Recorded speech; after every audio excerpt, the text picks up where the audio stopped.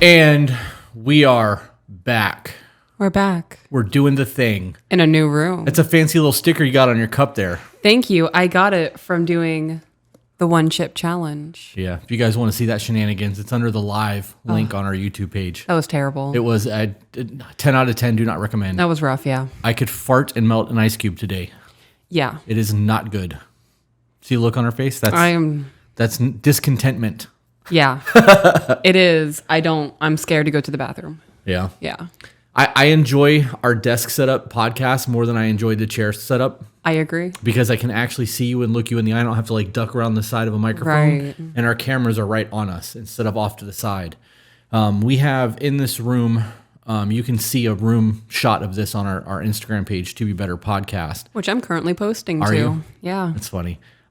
But we are waiting on one more chair to come in, and we're going to have a third camera set up so that we can actually do like just normal conversations with one camera, so we don't have to do the OBS split scene when we do like just general conversations. So we have been recording a lot. Yesterday we did the 50,000 subs one chip challenge. I mean, obviously we just spoke about that, but yes, we are trying to get backlogged, and because we've been recording so much, there hasn't been a whole lot for us to discuss. We've just been kind of doing the thing. Yeah, we're not really living life. There's no experiences to speak on. I disagree. Oh. I have some experiences to speak on today. Okay. So I'm not going to get religious on you guys and like preach to you, because that's not what we do on this podcast, even though we are both followers of Christ. We don't hide that. I heard a sermon today on the Transformation Church's YouTube page where they were talking about multiplying. And that was, I listened to it this morning when I was getting the t-shirt orders together to be shipped out, and I listened to it on the way to the bank, finished the entire thing. And there was something that stood out to me, and it's very prevalent to the last 48 hours of live, and I want to talk about it. Okay. So I'm sure that most of you have heard the story about Jesus feeding 5,000 people with 2 fish and 5 loaves of bread. That entire sermon is about having faith and multiplying and believing in the things that's happening. You can listen to that podcast if you want, or that sermon. I'm not, like I said, I'm not trying to preach. I just wanted to talk about this for a minute. We did the one chip challenge yesterday, and we were, you were talking about plants, right? Right, yeah. And I was like, all right, guys, if you guys want to help her reach her plant goals, because you and Jenna had a conversation about the $300 Etsy order you wanted to I make. had $300 worth of plants in my cart, and I was like, Yeah. do I want to buy them, or do I wait and like not impulsively spend money? Right. And Jenna's like, Chris, she beat you on the chip challenge. She's like, you need to just buy those. She won. Like, you owe it. And I'm like, Jenna, you were the one that said you were going to buy those. And we joked back and forth. And I was like, I'll tell you what, for every $1 you guys donate from here until the end of the podcast for plants, I'll match. And we got to the 300. Last night, my mentor, John, saw on Facebook that we did that. Yeah. And he went and watched it. He gave us a super chat after the fact. And then he messaged me and was like, hey, I know that you know that I grow peppers, but I also have an actual greenhouse and plants out the wazoo. And then he sent me photos of them. His greenhouse was bigger than our home, and it got destroyed during the hurricane. So like, he's still getting his shit together with all of that. But he then invited us to his home for you to go through Friday and like pick whatever you want in terms of plants, seeds, lighting. He said that he would sit down and teach you how to grow all the stuff that he grows. I mean, dude grows all kinds of stuff, not just Carolina Reapers. He's got a crazy garden. I'm really excited about this. Yeah. And I mean, you heard us on the phone. There's a lot. So there was what started out being just a, kind of a gimmick to get people to help finance your plant obsession, turned into multiplying from people that know and love us. Yeah. Right? Yeah. Okay. So that kind of, I was like, okay, I can see how that would, I hear you, God. Like, I see some multiplying there. And then I thought about the fact that this whole podcast came from Hurricane Ian. We've talked about that. During the hurricane, we lost 2 of our businesses, which led to a little bit of a financial struggle. We didn't get broke, but we got tight. And I don't do well when money gets tight. But we also had a whole lot of downtime. I couldn't go to work because I had to give up my station at the shop so that somebody else could sit there, so that my employees had a place to live. Well, not live, but make a living. So I gave up my spot, and then we started doing TikTok out of boredom because we were here all day long, and That was met with a few people talking about podcasts. We got an email from someone in Orlando who's a friend of mine, now a friend of mine, who wanted us to drive to Orlando to start a podcast. And I'm like, well, I mean, I know camera equipment. I've done podcasts in the past. It's something that I can just do on my own. I was like, screw it. We made a drive, had a conversation about it. We decided we're going to make a podcast. Had no intention of it ever making money. Didn't think that it would go anywhere. At the time, TikTok wasn't making us money. No. It was literally just something to do to kill time while we were waiting on us to be able to go back to work.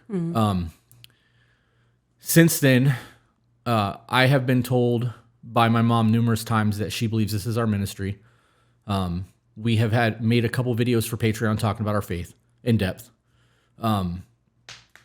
We have had a lot of people message us saying that they have ripped up divorce papers, that they have, their life is better, overall improvement. And we have started off with just the two of us. Now there's 4 of us and a whole slew of people helping in Discord. And we have multiplied. We have a community. We have multiple streams of revenue. And the podcast is now making up for the 2 businesses I lost. And it's helping me pay back all of the debt that we incurred over the last 7 months because of the hurricane.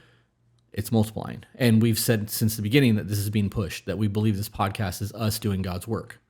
And we always say that those who need to hear the message will hear the message. So we are, I am seeing the multiplication and things very, very heavy today.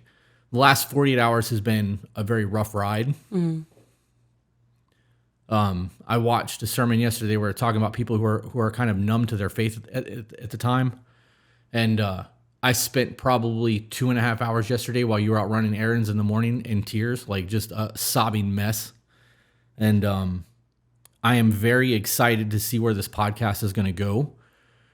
We are on our 3rd iteration of the podcast room. Yeah. We are over 50,000 subs in 5 months. I am almost to 1 million on TikTok. I'm at like 880 right now. You're at like 550 or something like that. We have more and more people reaching out to help. I had another offer today for somebody to work for free on editing until we can pay them, which is coming. As soon as my debt is paid and we don't have back debt from the hurricane and we're at 0, I'm going to start hiring people to do the work so that we can record and be the face. And then this will be a legitimate job for people. Yeah. This is a business. It is not just a podcast anymore. We have solidified it. It is generating revenue. It's got its own EIN number, like it's doing its thing. And it's been, 5 months? It's been 5 months. 5 months. This Monday that just passed was the 5-month mark. We have created a whole ass business in less than a half a year. Yeah. Episode 20 goes live Monday. So it hasn't. 5 months will be Monday. Yeah. And when you look at the lives that have been touched and the way things have changed and the way things have grown, like I don't know. It's wild to me that this has happened the way that it has. Yeah. Thinking about the lives that we've touched in the women's group, there are people in there saying that the women's group specifically is going to change lives. And I was like, there's no way. And I throw out my little blurbs of thoughts and processes, and people are like, I've never seen it this way, and it's been 3 weeks and my life has totally changed. Right. I'm getting the same thing from the men's group. It's crazy. We actually just created a faith chat. So the way that my men's group is structured right now, we have the men's group, which is an open forum for all the men who are on Discord. Chapter 1 is a closed group. There's 10 people, 12 if you count me and AJ and I. There's 10 of us, 10 others, but it's capped. We start that group on the 1st, and then right below that is a private faith group for just men. So if men are having marital troubles or faith struggling to lead their home, whatever, we can actually talk about it. People that are trying to find their faith, we can talk to them about that as well. And I started that this morning, and since I've started that, 2 people have already come forward and been like, look, I've really been struggling. I believe that there's something greater than me, but I can't put my finger on it. And like we talked a little bit, and I sent them a couple podcast things that I watch on YouTube that is what I get my sermons from, because we don't go to a local church. Right. And I'm already seeing a change in those men in the way that they're speaking. So like it's very important to me that we don't hide our faith. Right? Like we don't force it on anyone, but we don't hide it either. We admit that we're followers of Christ, and that's as far as that goes. Because I believe that the way that we talk and the way that we look and the fact that we have a traditional marriage, the way that we look, goes a very long way to let people know, like, the church that you grew up in with the ideals that you have does not dictate your relationship with a higher power, right? And because we've been very adamant about not being shy about it, but not cramming it down people's throats, people are more open to talking about it because we're not being like, well, you're wrong. You know what I mean? Right. Like, and I think it's creating a community. I don't know. I wanted to talk about it. I feel very strongly about it right now. And the idea of where we're at with the podcast and all, I really wish that I could twist this thing. Yeah. We need to find new mic stands. That needs to be on the list of things to do today. Because if I put it in front of my face where it goes, like I feel like it's blocking, and I feel like if it's over here, I don't sound the same. Can't you like pull it down and angle it up? I could probably rotate it and do that. Does that work? That works, right? I mean, I don't notice a change. Oh. Whatever. Good thing you had your hands on it. If it works, great. If it doesn't, that's okay too. We created a women's faith group as well this morning. Did you? I actually messaged Jen about it this morning. I was like, what's your opinion on this? And she was like, oh, I already did it. I was like, okay, you're just on it. Yeah. Hell yeah. And Did she say why she did it? there was a conversation yesterday in the women's group. Yeah. We're calling it the boot camp. Right. So in that chat, we were talking about, who's religious and who's not, because I don't want to have open discussions if it makes anybody uncomfortable. Same. And a couple of them are like, we're not religious, but we're spiritual. So we definitely have a relationship somewhere. And I was like, okay. And no one directly answered on whether or not it would make them uncomfortable if we did like morning prayer or scripture discussions. So I put it in the chat like it's something I was thinking about doing. And she just took the initiative on it. That's awesome. Yeah, I actually said the same thing with the faith group because I don't want to. I want to have my conversations. I want to grow in my spirituality, and I want like-minded people around me to help me be the spiritual leader in my home. We didn't pray. I've been praying all morning, so we didn't pray together, and we should, and we can totally stop and do that. Yeah, but I did a lot this morning. Oh, been praying all day. Almost stepped on your foot. Sorry. I don't remember what I was saying before we stopped. That you want to have the conversations you want to have without making anyone else uncomfortable in the men's group. Right. So I want to be able to not force this down people's throats, but I want those who are able to talk about it or want to talk about it to be able to, and providing that faith chat did so because it's open. So it's not like I'm asking anyone to be there. I didn't tag anyone, but all the people who are in the men group have access to that chat. And oddly enough, quite a few people chimed in. So it's exciting to me. Yeah. I definitely am going to buy another camera, which will put us at 4 cameras total so that we can leave these 2 in here all the time and have 2 out there if we want to. And then I can just move one of them from out there in here as we go to record over there on the other chairs. This whole thing is growing, and it's growing super fast. And I didn't think that what we are doing would be as ground shattering as it is. Yeah, it's really a lot to take in. Yeah. And because it's growing so quick, it's hard to keep up. Yep. I had a conversation, right? I don't have a conversation. That's an incorrect statement. I had somebody on TikTok this morning see the one of our episodes, our clips, and they wrote, "I literally put the To Be Better podcast in my Hinge dating profile. And I have a date lined up Sunday that I am so grateful to you both for. Thank you." Shut up. Yep. 12 hours ago they posted that. That's smart. It's crazy to me. People are defining their relationship goals based off of our podcast. Do you know that we've had people reach out to us and say that I met somebody on a dating app or I met someone online and found out that they're listening to your podcast and we have a date lined up? That's crazy. Yep. It's wild, right? To think that we're affecting change and reaching people on that scale. We have had over 300,000 podcast downloads, like just podcast downloads, like Apple, Spotify and shit, since April 5th. Yep. Over 300,000. I can't get over the fact that somebody put our podcast in their Hinge dating profile. I don't know what Hinge is, but like if it's helping somebody, dope. That's just, I know people do things like that. Like they'll put something that only a select few people know Right. into whatever their bio is. And once they connect, they know like, okay, so we're on the same level. We know what we got going on mentally. Yep. And now we are part of that checklist. Yep. We have We've also had over 1 million views on YouTube this month. That's insane. Over 1 million views. And obviously, that's because of the amount of content that we're dumping out and the amount of people that are watching it over and over again. But like, that's a lot. In 5 months, it's a lot. So I don't know. It's wild to think that all this is changing. John said that when we go over there Friday for you to get plants, that we're allowed to bring a camera. So I'm probably going to charge one of the Rode mics, and even though I probably won't do sound, I'll probably just do music over top of it, or we can do a voiceover. Because if it's windy outside, you're going to just hear the entire time. So, but we might maybe even charge the lapel mics and wear the lapel mics. I don't know. Anyways, I think that's going to be exciting because we're starting to showcase our life again because we're backlogged enough that we can start doing shit. Right.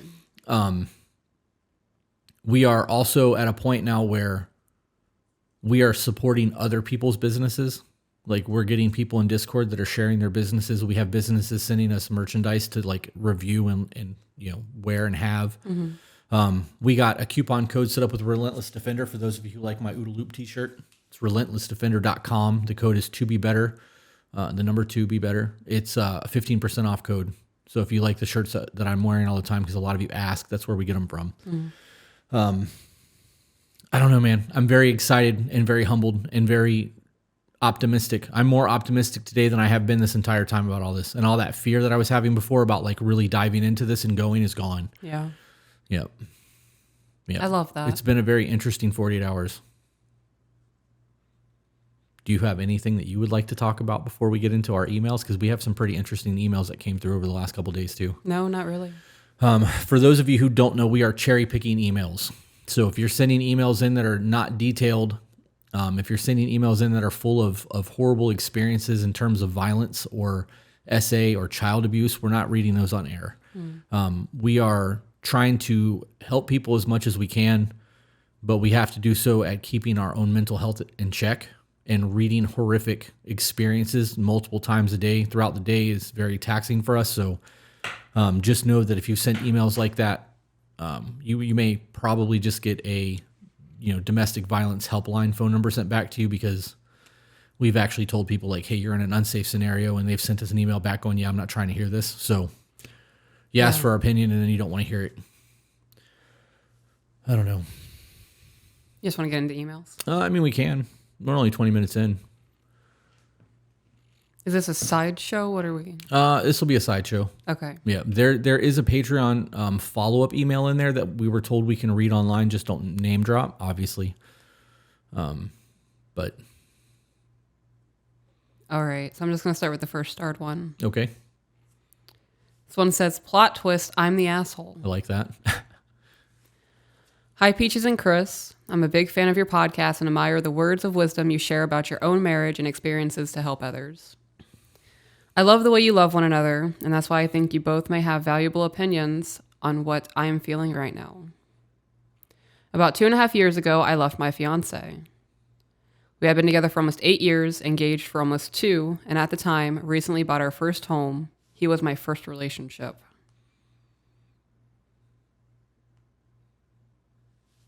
So almost a decade together, just bought their first house, and she leaves him.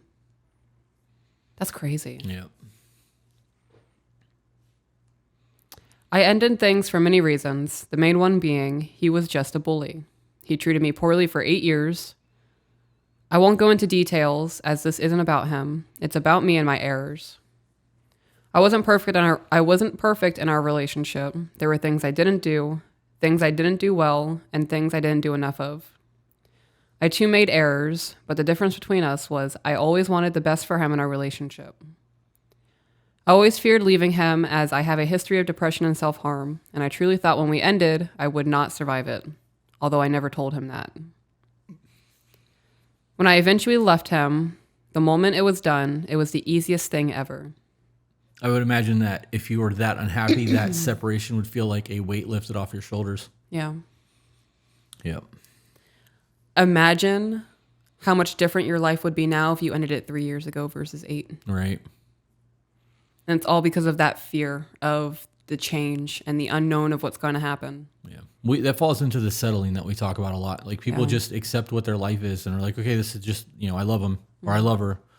So I'm just going to suffer. Eventually things may change, and the discomfort of change has to be less than the discomfort you're going through in order to actually make the leap to make change. Correct. I am really struggling with my words today. Yeah.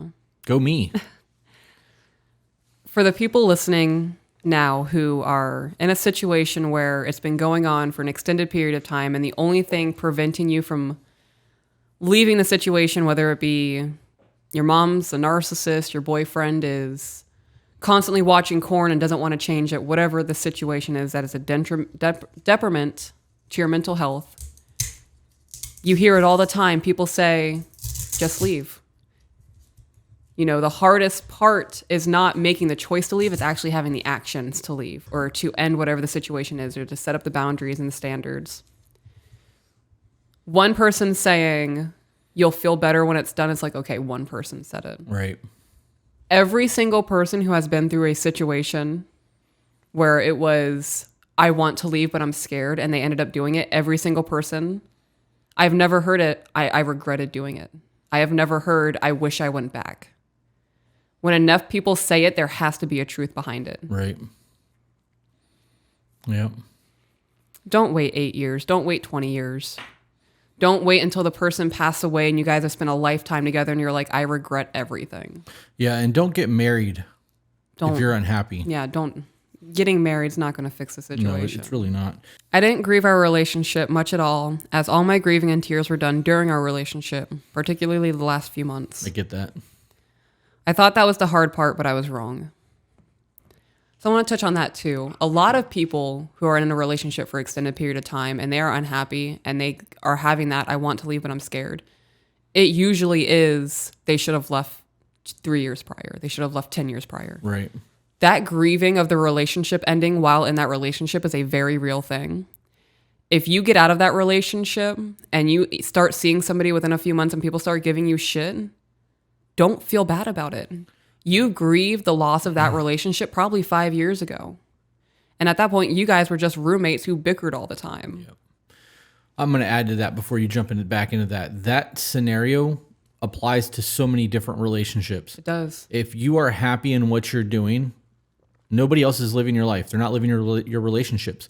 We got that the I Hate Men episode that we did, where there were so many emails about people interjecting into other people's lives and trying to dictate the way that they live. Right. Those people don't have to live your life. They don't have to live your failures. They don't have to live your shortcomings, and they're not going to get to celebrate your victories. That's a you thing. They also don't have to live through the consequences of whatever the choice you have to make is. Right. Right. Do you have anything else you want to add? Mm-mm.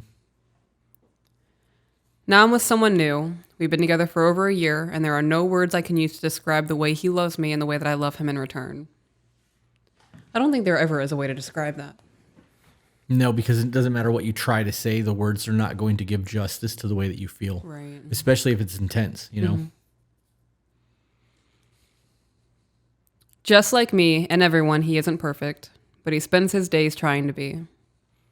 He goes out of his way to bring me flowers almost every day after work. He picks me wildflowers in the summer. So this man goes and handpicks flowers? Yep. I love that. That is like the definition of if he wanted to, he would. Yeah. This man has taken the time to go pick flowers for his lady. Yeah, he's a gift giver. And that's no money involved. Just take seconds. Right. Pull over, rip it off the highway, jump back in your car, and go. He will do absolutely anything for me if it can make me even the tiniest bit happier, or make my day the smallest bit easier. There's no way to describe it. It's everything young girls always dream of, and it's me. And it's mine. I've learned more about love and relationships in the last year with him than I did in the 8 years with my ex. And I literally cry at how lucky I am, and my heart physically aches when I think about him because there are just no words for how we feel for one another. I am certain you guys can relate. Yep. I was literally just thinking fucking same. There are times legit where like I'll be in the shower, I'll be taking my bath, or just tootling around town driving, and I will legit start getting emotional thinking about you. Like I get to go home to that man and this is my life. Stop. I meant it when I said that my life is like a Lifetime movie and you guys just get to observe. Observe.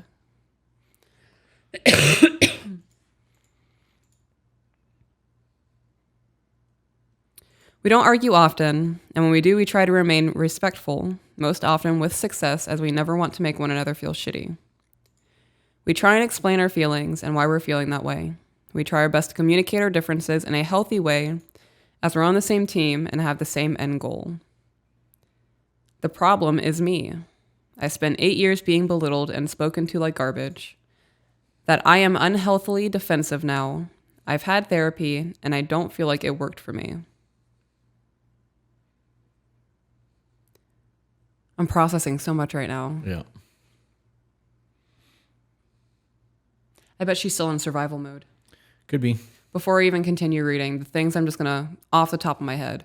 Survival mode. Raises voice without recognizing it because that's something that she had to learn to do in her past relationship. And I bet she overthinks a lot. Like if there's ever a conflict that arises, once she instantly enters into that fight or flight, she overthinks everything and there's a possibility of the relationship ending. I can see that. What are you doing? Fixing my mouse. I'm listening. I heard everything you said. Okay. I try to communicate. When we bicker, I go from 0 to 100 super quickly. I try to communicate, and I feel like I do, but I don't do it in a healthy way. I get snappy, sarcastic, and condescending, and no idea why, as my partner always listens. I spent so long being the punching bag of a toxic person. I'm so scared. I've now become the toxic person. I'm going to say yes and no. You're not a toxic person. You do have toxic tendencies now, though. Yeah, it's because you didn't heal before jumping into a relationship. Right. And that has to happen. Mm-hmm. You guys, we talk about this. It doesn't necessarily mean that like you can't date, but you have a lot of past trauma that you haven't got over, and you're bringing the baggage from the failed relationship that you had, and you are putting it into a new man's lap. Mm-hmm. You are punishing a man for a crime he didn't commit. I think when you realize that and you really look at that situation and you break that down, it may help your behavior patterns. Right. You know, you wouldn't want him to treat you poorly for his ex's transgressions. You know. Mm-hmm. My partner and I don't deserve better than one another, but he does deserve better than the way I speak to him during a bicker. If you believe that, you would start fixing it. Right. That hurts a lot to say and makes me cry because the last thing I want to do is make him feel anything less than the king he is. I've recently had a diagnosis for bipolar, but this shouldn't make a difference as my mental health shouldn't dictate the way in which my partner deserves to be spoken to. I don't know how to change. I don't know how to stop myself becoming the person I hated being with for 8 years. I know I'm capable of change. I just don't know how to get there. I don't know why I speak to him this way during a disagreement, as there really is no need for me to do so. That you're doing that because it's a learned behavioral trait. There's a fear there. You are immediately going into that defensive mind state that you were in when you were in your previous relationship. Right. She could also be attacking before he strikes. Yeah. Like anticipating his strike. She's going to get hers in first. Yeah. I can see that. I feel like a totally different person than I used to be, and sometimes I realize just how much my previous relationship has changed me. I used to be the most gentle, patient person, and I hate that I've become the snapping bitch. How do I change the way I go about this? Well, you know who you were before. You know, I can guarantee the things you did as that person, like hobby-wise and self-care-wise, you don't do anymore. I used to read a lot, and when I hit my largest depression era of my life, I stopped reading. I stopped doing my self-care. I've always enjoyed taking care of my skin and being super soft and having really nice hair. That was a really prevalent thing for me for a really long time. Once I started doing those things again, that's how I started bringing back who I was before all of the shitty things that happened to me. Yeah, I think a big thing is going to be breaking the habit in the moment. When you start getting defensive, just stop and be like, "Hey, I'm sorry. I don't want to be this person. Yeah. Give me a second. Let me regain my composure and then have the conversation that needs to be had." But if you don't stop it in the moment and you just apologize for it afterwards, you're not actually making change. And the action of taking the taking of action to make change is what's going to break those habits. So, I mean, realistically, that's really what it comes down to. You need to realize that you're not dealing with the person you were dealing with before, and you're taking out all of your bad shit on somebody who doesn't deserve it. It's not fair to him. You guys need to have a conversation of, I don't want to say trigger words, but like words that will help ground you when you're in your emotional mindset. So if something triggers you and you instantly go into bitch mode, he needs to have a phrase that he can say to you that's not going to come across as attacking to you when you're in that emotional mindset, to be like, "Hey babe, I'm checking you a little bit. You got to come back down." Right. Like you're going back up there and this is just a down here problem. I agree with that. Yeah. Yep. Anything else? Nope. One of my buddies watched that chip challenge yesterday and was like, "Bro, you almost really fucked up touching your nose after grabbing that chip." You said you almost touched your nose and my heart dropped. Oh, man. Could you imagine in the sinuses? Huh? I'm good on that. I'll never again. No, I'm good.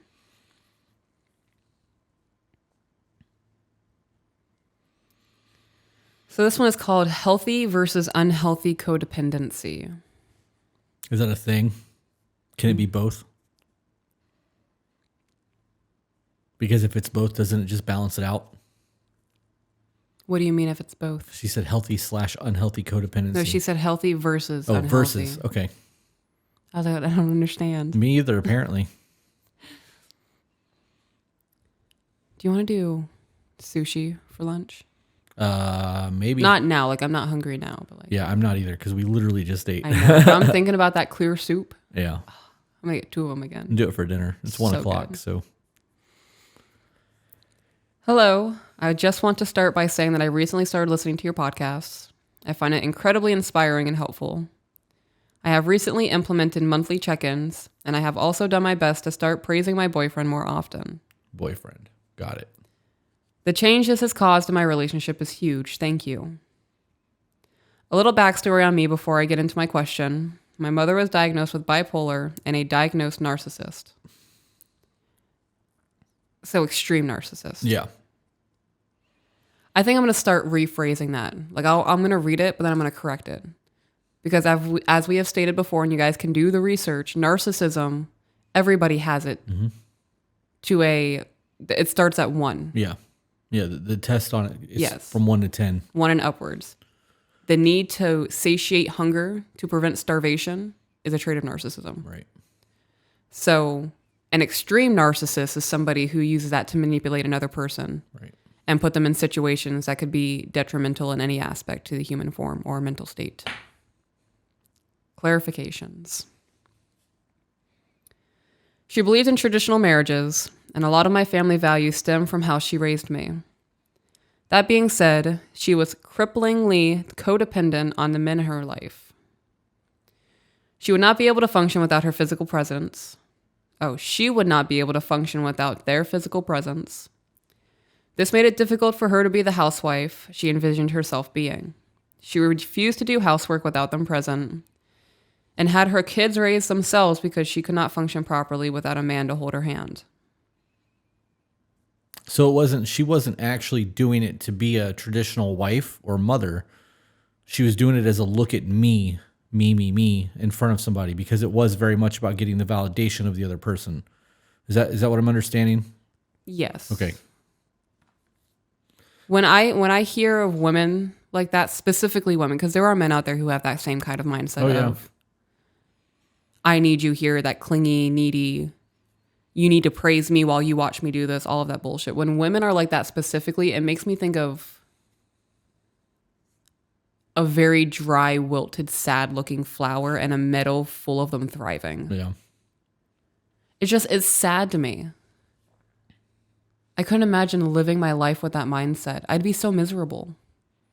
Could you imagine, though, getting 2 patrons within 2 minutes? Because it just happened. We got one right when you started talking, and I was like, oh, a patron. Yeah. And then you were getting ready to finish talking. I'm like, oh, another patron. You want to plug it? No. Okay. I'm going to save it. I'll do it later. Because I'm sure there'll be another one. Yeah. I'm confident because things are multiplying in our lives. Mm-hmm. I'm not letting that go. Right. I am not letting that go. That 2 is going to become 8. Putting that energy out there. Every single time somebody deletes their Patreon, we get 3 to 5 more people. Yeah. No bullshit. It'll say deleted, pledged, Boom, boom, pledged, boom, pledged, boom. pledged. Yep. Every single time. Yeah. God's like, oh, you don't want to be here? How about these? How about this? How about that? I'm like, oh, I got you, bud. That's why I'm here for it. That's why I was never worried about the ones leaving. Yeah. Because I would see we would lose 5 in a day, but we gained 30. Yeah.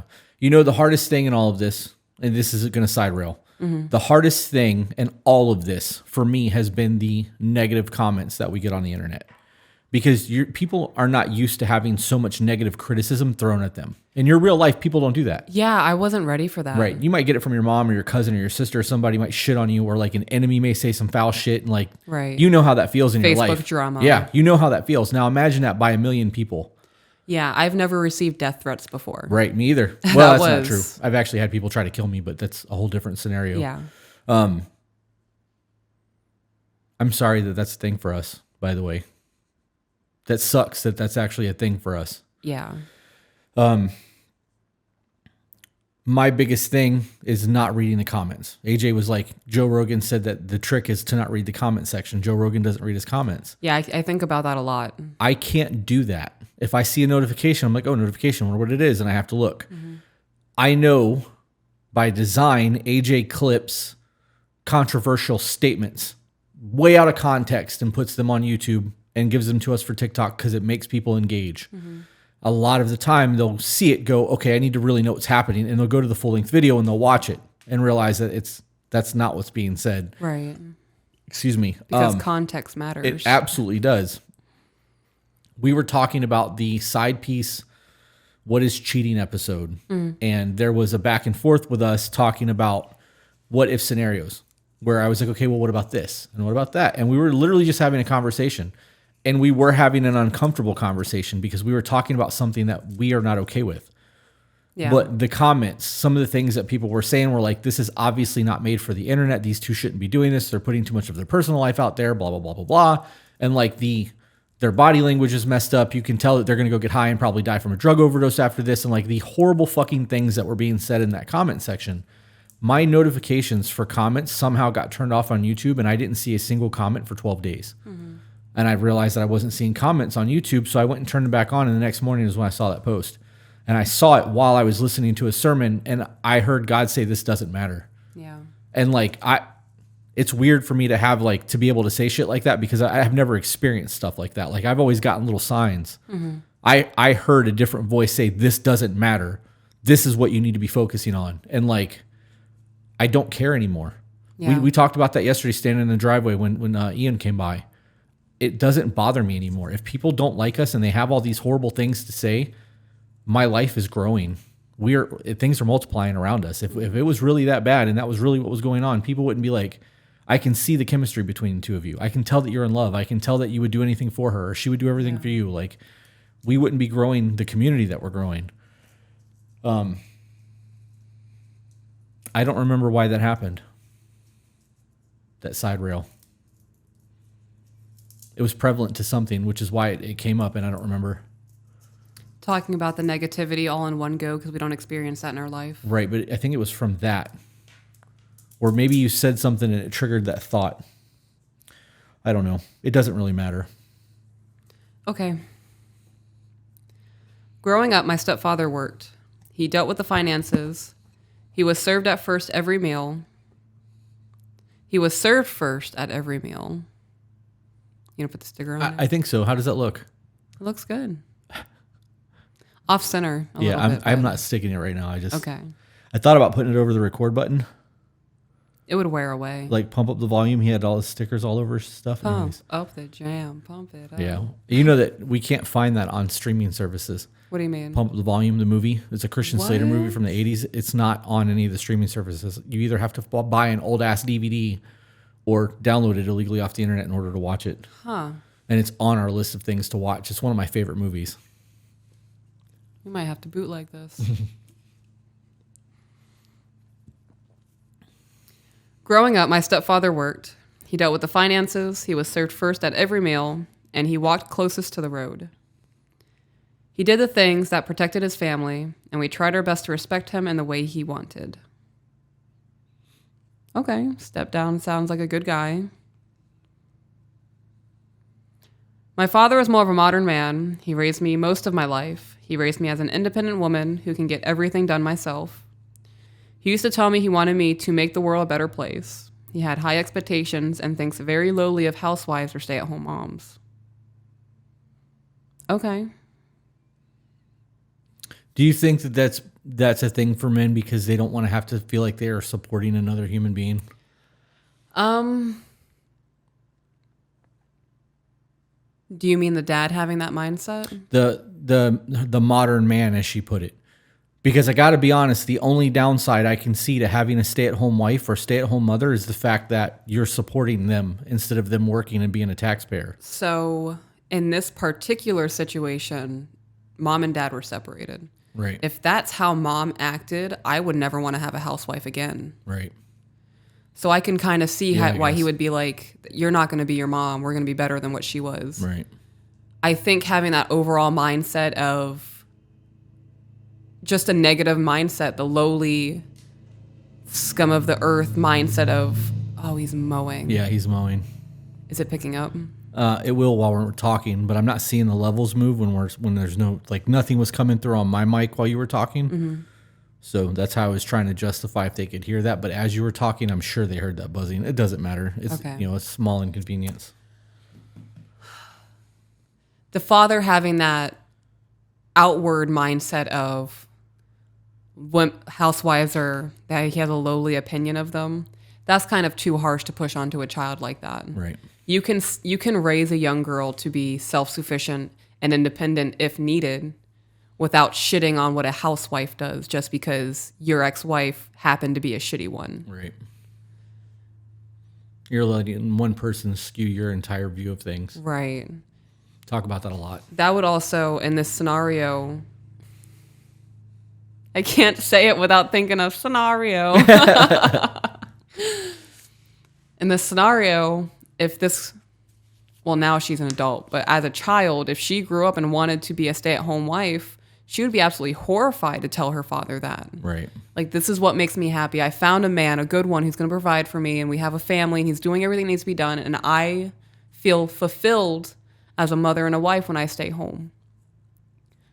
I couldn't imagine having that conversation of that's what I want to do with my life, and he just shits on it. Right. Crazy. Yeah. People need to remember that your kids see everything. They really do. And they're going to follow in your footsteps one way or another. They're either going to live what you're living or they're going to experience it happening to them the way you did. I was right. What? I appreciate how he raised me, as it's given me a profound respect for single moms or women business owners. However, that is not the life for me.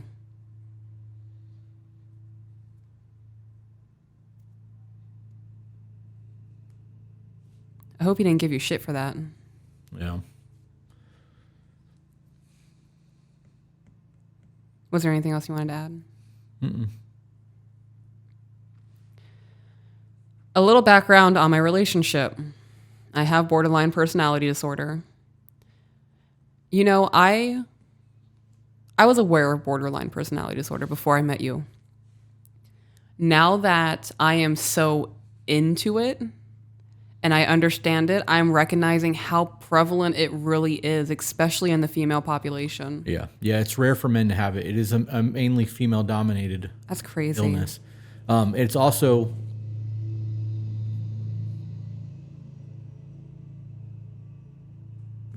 At least you're not out in the sun doing that. That's very true, but I don't want to hear it either. He needs to get an electric mower because... anyways, it's one of those things that I think because I'm so open about my BPD that people feel a lot more comfortable talking about it. Yeah. You know what I mean? We're getting hundreds of emails a day. Right. So like that's bound to come up anyways, but because it's something that we've talked about a lot on the podcast, people who relate to it are going to feel more like they can reach out and talk about it. Otherwise, people aren't going to bring that up. You know what I mean? Like, Right. there are people who have other illnesses that write in that never really specify in depth what they are. You know what I mean? It's a relation thing because we can relate to it. I've talked about it. You're with somebody who has it, so like there's a connection there for people. 'Tis important. 'Tis important. We have a pretty crazy life. We really do. I love you. I love you too, but that was a very random like sentence to sentence. Yeah. It's all a lot, and I love it. You remember that scene in Boondock Saints where the girls, Rocco comes in after killing the guys at the restaurant, and he's like freaking out, and Norman Reedus is like, yeah, hell yeah, I love this shit. That was you just now. Accurate. That's funny.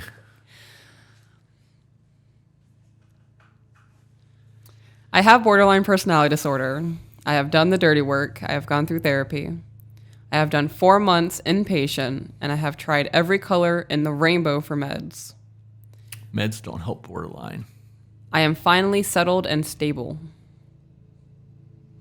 Yeah, I don't take pharmaceuticals. I don't either. I don't know anybody that's taken meds for their borderline that's helped them. Yeah. You might get a mood stabilizer that helps with your depression, but in my experience, the only thing that's ever helped me was DBT and learning my triggers, understanding emotional versus logical mind. When I first met my boyfriend a year ago, I was unstable. Okay. So they met a year ago. I hope she clarifies how long they've been dating for. I had just gotten out of a long-term relationship where my partner of 3 years had cheated on me. I was falling apart at the seams. Long story short, when my now boyfriend and I met, we had gotten into a fight and I went into an episode like I never had before. I faked a pregnancy. That's rough and shitty. Holy shit. I still to this day do not forgive myself. When I reached out to my now boyfriend after not talking for months, I fully expected him to never talk to me again. I truly don't know what I did to deserve this man. He forgave me, and we are working on establishing that trust back. I am a completely different person with a completely different mindset, but I still can't get over how much of a crazy bitch I was. He did not deserve that. He deserves the world. I'm processing a lot. Am I allowed to talk while you're processing? Yeah, you go ahead and do that. As somebody that has borderline, you can't live in that. Live in what? In what's happened. You need to accept the fact that that was yesterday or a month ago or a year ago, No and dwelling on you it. can't change it. Dwelling on it is going to make you fucking spiral. You own it. I'm sorry that happened. I'm fucking working to be a better woman or a better man, and I'm doing what I can to not do that again.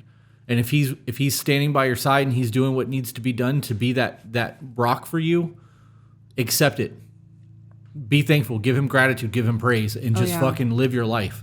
You can't ever move forward if you're living in the past. It's just all there is to that shit. The more you dwell on it, the more you dwell on the past and the negative aspects of all of it, the more likely you're going to repeat something in the same nature in the future. Yep. You know what we need in here? What? A refrigerator. Ooh, I need a drink. smart. Would you like something to drink? I would like a drink. Can you get me an orange ghost, please? I'm excited about knowing that we can go and get another camera. Mm-hmm. And there is a very huge weight lifted off my shoulders right now in terms of our finances. Okay. That's another revelation in the last 48 hours. Okay, let me know what changed, because that wasn't the case. I'm just not worried about it. I love that. At this point, right, and I'm not going to say numbers, but in 5 months, you know what we're doing. You know what this is doing. It's made up for 2 businesses. Yeah. We are in a position right now financially making the same thing we were before Hurricane Ian. Mm-hmm. God has delivered all this to us. Yeah. I'm not worried about it. It'll be what it is. And if this starts to fail and like he pulls us in a different direction, I'll worry about that then. Mm-hmm. The need to pay off debt is still there. Like that, I just want to get it done, That urgency is still a thing. But I also know this is going to sound really stupid. It may not sound stupid. I know that school starts in August. Right. So if I don't have the financial freedom I had last August, I'm not going to be able to donate to the schools, right? Okay. Because we donate thousands of dollars to art supplies to all the schools in the area every year. It's part of the things at the tattoo shop. Every year. Backpacks, art supplies. We do it to all the middle schools.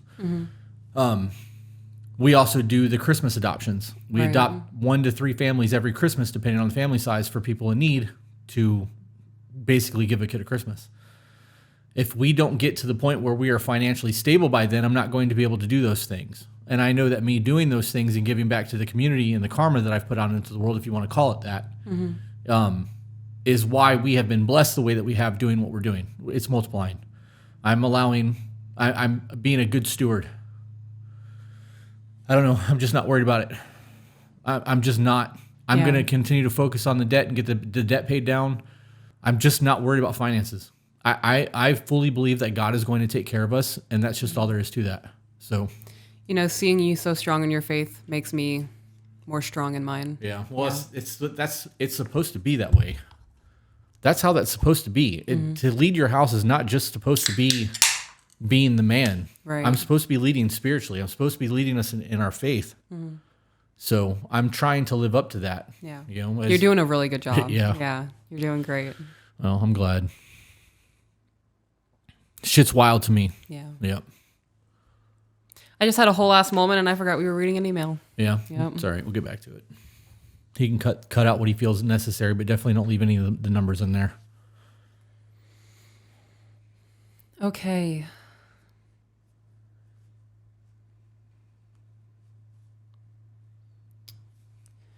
Now I'm healing and he's helping me grow.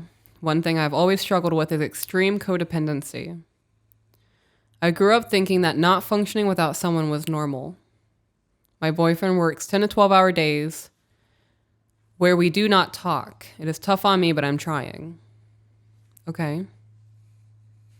That's good. She recognizes that it's hard for her. She recognizes that the codependency is not healthy, and she's working on it. Right. We still have about 2 paragraphs left, so I'm hoping it's not going to nosedive.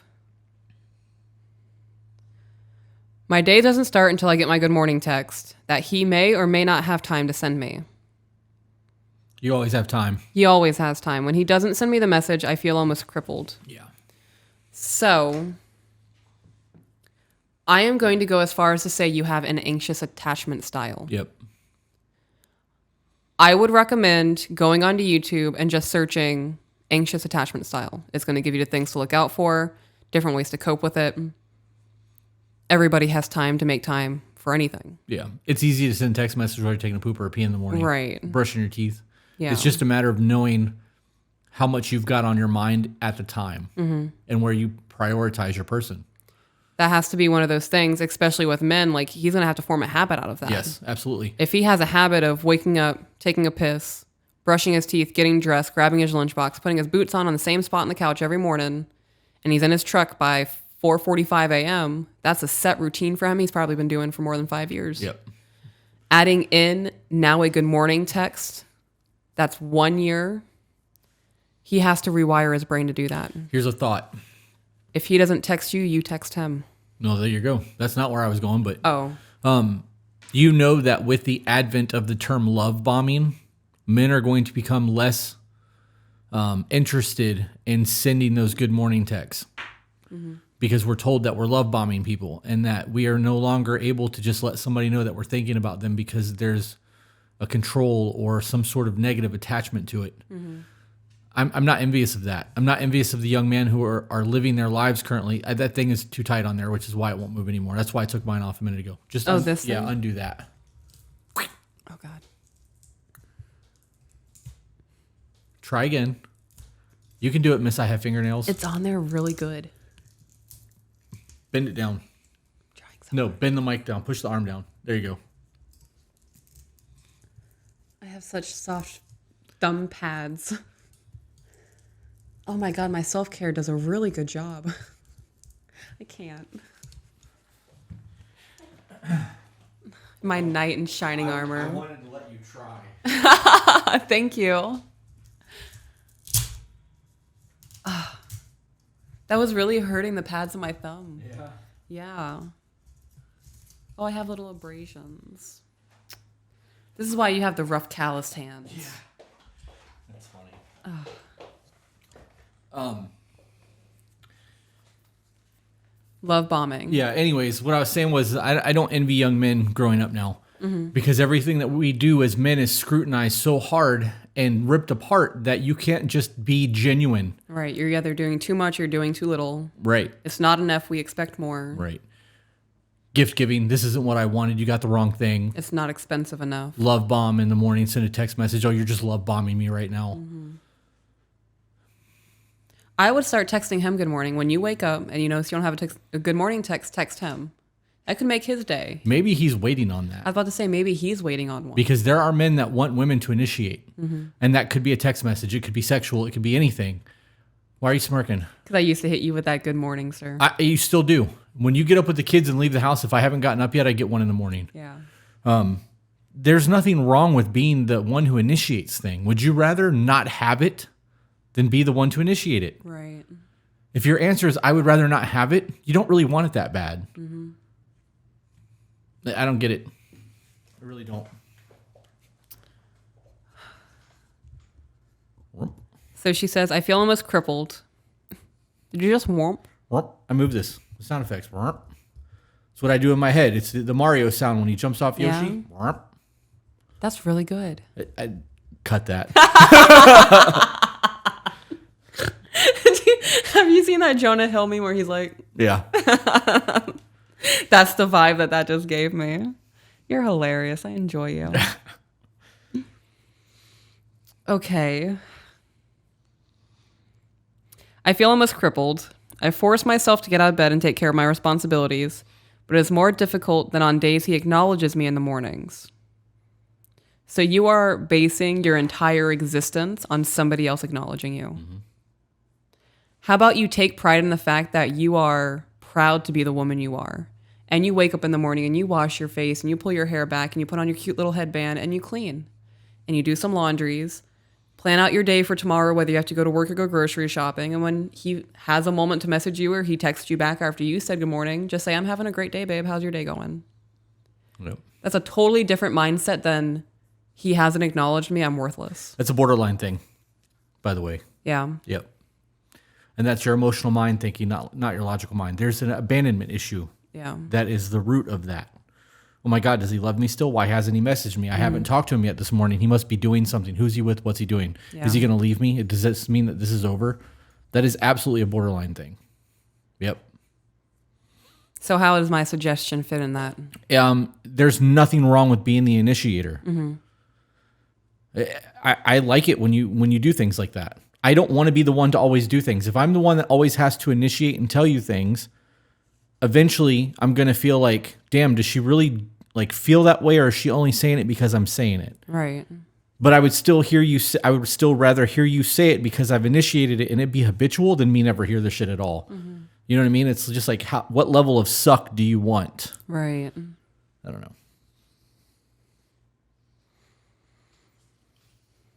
Throughout the day, he can't talk, but I will get anxiety attacks and start hyperventilating because I'm scared something happened to him. He handles all the finances, and realistically, if he decides tomorrow that we are breaking up, I'm screwed. Wait a minute. They don't live together? Is he supporting her financially and they don't live in the same home? Or does he leave before she does and therefore she doesn't get it? Or like, does he leave before she gets out of bed and that's why she's not getting those text messages? Because if they live together, the answer is to get the fuck out of bed before he leaves in the morning and be awake and be present in his life before he goes to work. She doesn't specify if Okay. they live together or not. Okay. But that I would agree with that answer. Yeah. I would wake up in the morning with you if you have to leave. If you're up at 4 a.m. and you're out the door by 4:30, I would be up at 4 a.m. getting your lunch ready to go, putting your socks and shoes by the couch, whatever needs to be done, and you're getting a kiss before you leave. Yep. And it'll set the tone for the whole day. Yeah. For those of you who are kind of new here, you need to know that I have sleep issues. There are nights that I will get 10 hours of sleep and wake up still tired, and there's days that I'll get 2 hours of sleep and wake up at 1 o'clock in the morning and I'm not going back to sleep. I'm fucking up.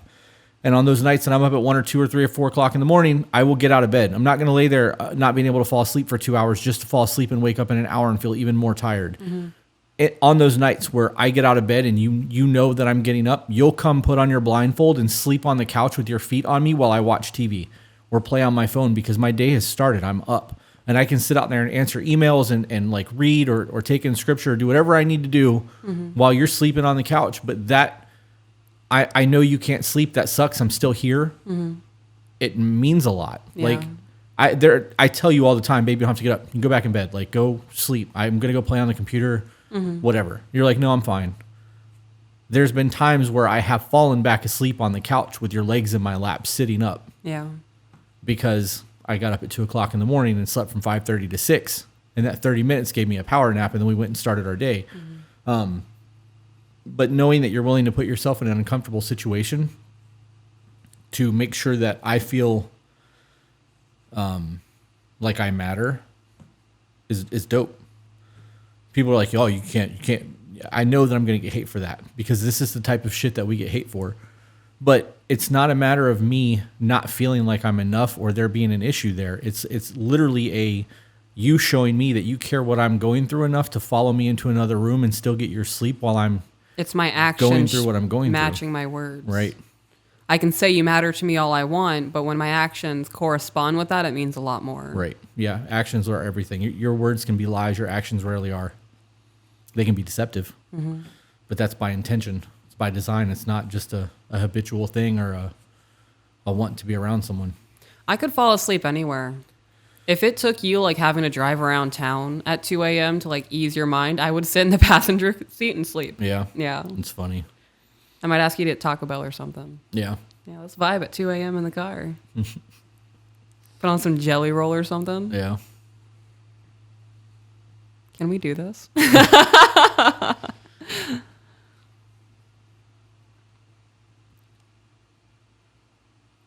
Okay. However, I fully trust him that he wouldn't kick me out on the curb and give me time to figure things out. I don't feel safe going out without him. I live in a really sketchy area, so simple things like going to the mall with girlfriends stresses me out. Sounds like you. I am small and quite frail, so I have no real way of protecting myself easily. Because of this, I rarely leave the house without him, and at times I can feel quite isolating. So there are a lot of ways that you can protect yourself very easily. This is an excuse. Yeah. This is an excuse. You can get pepper spray. They have those cat things that has the pointed ears that you can use. They have combs with knives in them now. Yeah, there's a lot of things that you can do. You can get concealed carry. Yeah. Yeah, depending on where you live. A taser. Yep. Yeah. That yeah, I got nothing on that one. I'm not going to say that. So all of these are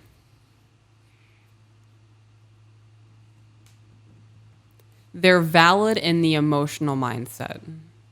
I can understand why someone would feel this way and want to have that not want to have, but feel that codependency and be afraid to leave the house and do things for themselves versus living for another person. Like their whole existence is based on somebody else's acknowledgement. Right. Hang on one second. I hate that. Mm-hmm. I'm trying to get my train of thought back. I can remember the last thing I said, but I can't remember where I was going with it. What was the last thing you said? That I can understand that thought process of my existence doesn't matter unless he acknowledges it. Oh, yeah. In the emotional mindset. I have no idea where you were going with that one. Well, I'm just going to talk about this then. In logical mindset, for example, saying that I have no easy way to defend myself in public, logically, that is an excuse. There are multiple ways that you can defend yourself. If you're out with your group of your friends, do you not feel safe with your friends? Right. If you don't feel safe with your friends, what's the underlying reason? Do you not trust your friends? Do you have not so good friends who would just leave you somewhere? Or is it, I don't like going outside, like agoraphobic, and making excuses? Right. I get that one. Yeah. I don't like going out. I don't like going outside either. I have- get anxiety when I go into Publix or something. Right. Well, I don't have anxiety going into places. I just don't want to deal with the people. Yeah, I don't want to be around that many people. Right. When we're out of town and we have to go somewhere, I'm about it. Yeah. The problem is because of where we live and the businesses and like being known, I get stopped. If it was real shit, like when we got stopped for Wicked, that was dope because it was by somebody that knew the podcast. If we were getting stopped for that, it would feel a lot different than getting stopped and somebody wanting me to tell me about their tattoo sleeve they have or an idea for a back piece and just want to waste my time. Like, I don't want to have those conversations. So there's an anxiety there about wanting to go out because I don't want people. I'm nowhere near the level my mother was, but I'm struggling to find a healthy balance between relying on him in a healthy way and being overbearing. Do you guys find the line between healthy and how do you guys find the line between healthy and unhealthy codependency? Okay, healthy versus unhealthy codependency. I'm just going to hit you with things and you tell me whether or not it's healthy. When we are in public, you defending me. It is healthy. That's my job. You being at work and I'm blowing your phone up because you haven't responded in 2 hours. That is unhealthy as fuck. That's toxic behavior. Okay. I sent you a text message. Say I send you 3 text messages in a 10-minute time span and I call you 5 minutes later. What does the subject matter? Because if it's the dog is bleeding out of its butthole, what do? I don't have a car. Let's say acceptable. I'm just anxious. That's a you problem. You need to figure that out. Yeah. Okay. I'm having a really hard mental day and I text you, say you get off at 6 p.m. I text you at like 3:30 or 4. I'm like, hey babe, I'm really going through it. When you get home, can we take some time to talk about this? Like, I just need opinions and I need you to bounce ideas off of me. It's healthy. I would actually call you on my way home from work so that we could start that process before I got home. Okay.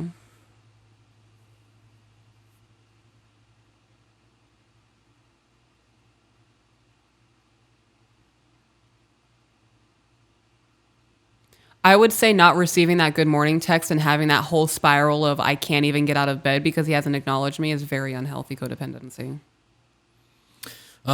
I think that it's almost childlike behavior because you're expecting him to do something that you're not willing to do yourself. That's a problem for me. Yeah. So.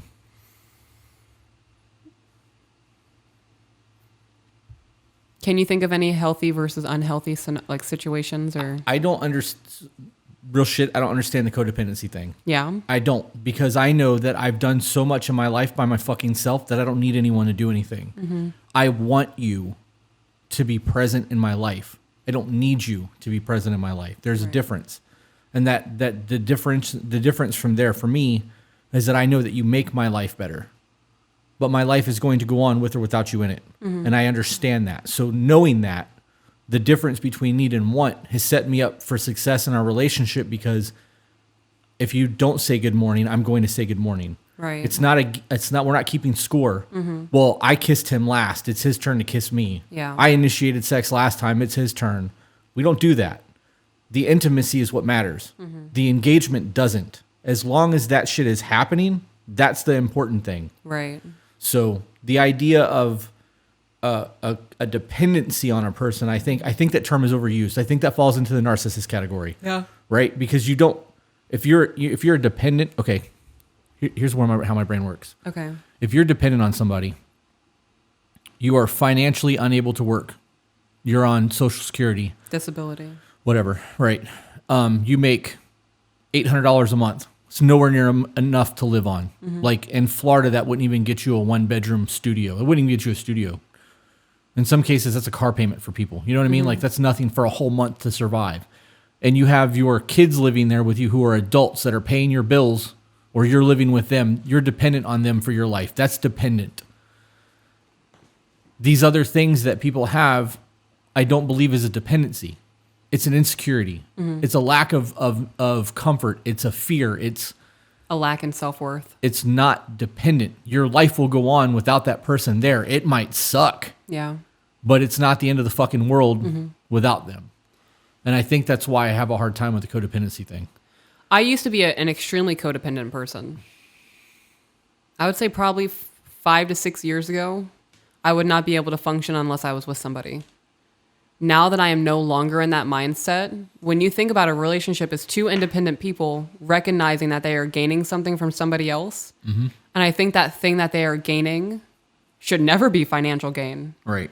That I think that falls into that codependency if you are getting with someone purely because you don't have to work anymore. That codependency is the shared companionship and the laughter and the love and the intimacy. I don't think codependency should be reliant on self-worth. Everything that you listed prior. Because we're two independent people. Right. And I did everything on my own before we got together. Right. And we haven't lost that independence. Right. You know, God forbid something happens tomorrow and you're no longer to be able to handle finances or something. I can certainly step into that role and take care of it. I'm not codependent on you in that. Right. That's just your job in our marriage. Wow, I'm having a whole revelation right now. Yeah. Because 30 minutes ago, I've been like, yeah, I could consider that codependency. But when you really think about it, it's not. That's Right. just the agreed assignments. And you're right, a dependency would be Social Security. I'm amputated. I need somebody to help me to get to the bathroom. Like that, Right. There is that. That's crazy. Yep. Even in mental aspects, I'm not codependent on you to help me get through my mental shit. Right. Well, I can't do the work for you. Right. There are people who expect their partner or their spouse to correct everything going on in their mental state. Yeah. And they're begging for that reassurance and that validation. And you need to tell me that I matter so I can I can start to finally feel like I matter. But there's only so many times somebody can tell you something before they get tired of telling you it because it's clearly not working. Right. Because they know that you don't believe them. If I had to tell you the same thing every day over and over and over again, Right. you're beautiful. Over and over and over again, and you needed that, Yeah. you obviously don't believe me. Right. Because you would know the first time I told you that that's how I feel about you, and that would be the end of it. I don't think there's a healthy codependency. Yeah. I don't think so either. I think in that scenario, when you're using the term the way that she's using the term, that's not a healthy scenario at all.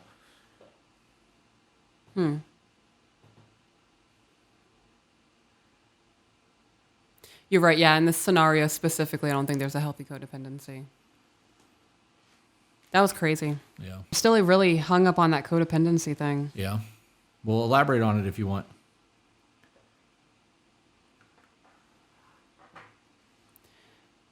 So there are healthy codependencies, like you said prior, people with disabilities, people who need like that care day to day to be able to do daily life functions.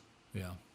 And if somebody in their life, like a parent or a sibling, is doing that and they're not abusing them, that is a healthy codependency. That's something that has to be done for the quality of life for somebody. Right. If you are getting into a relationship in the mindset of this person's going to fix me or this person's going to make me feel better when you've been depressed for the last 10 years, you're going to be on the obsession high for a little bit. But once that dies off, you're going to go right back to where you were. You're going to revert. It always happens. So that is that codependency and relationship that people speak on. And I don't think there is ever a healthy codependency in that. I don't either. I think it's a mental weakness. And I know it's a shitty thing to say. It's definitely a weakness, though. But it is a weakness. Not only are you continuing to hurt yourself, you're ruining somebody who's never had to experience what you're going through. Right. And leeching off of them and begging them to stay and breaking down and crying and saying I'm going to be better without any effort put towards being better. You're sucking them into your toxic cycle, and now not only are you somebody who's going through it, now they're now questioning everything. And now they're not going to be able to have a healthy relationship for a little bit after you because they're going to have to learn coping mechanisms in being with you. Right. I think leeching off them was a good term. Yeah. It's like an emotional vampire. It is. You ready for the next one? I am. Needing advice. No. I found you guys scrolling through TikTok and have opened my eyes.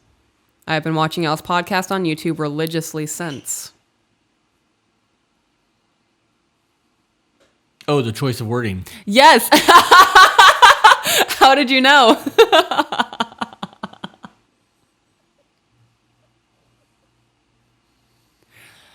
Just, it's too much. It's too much sometimes. I hear you. Every time it happens, my body gets the chills and I get goosebumps. Yeah. I see you.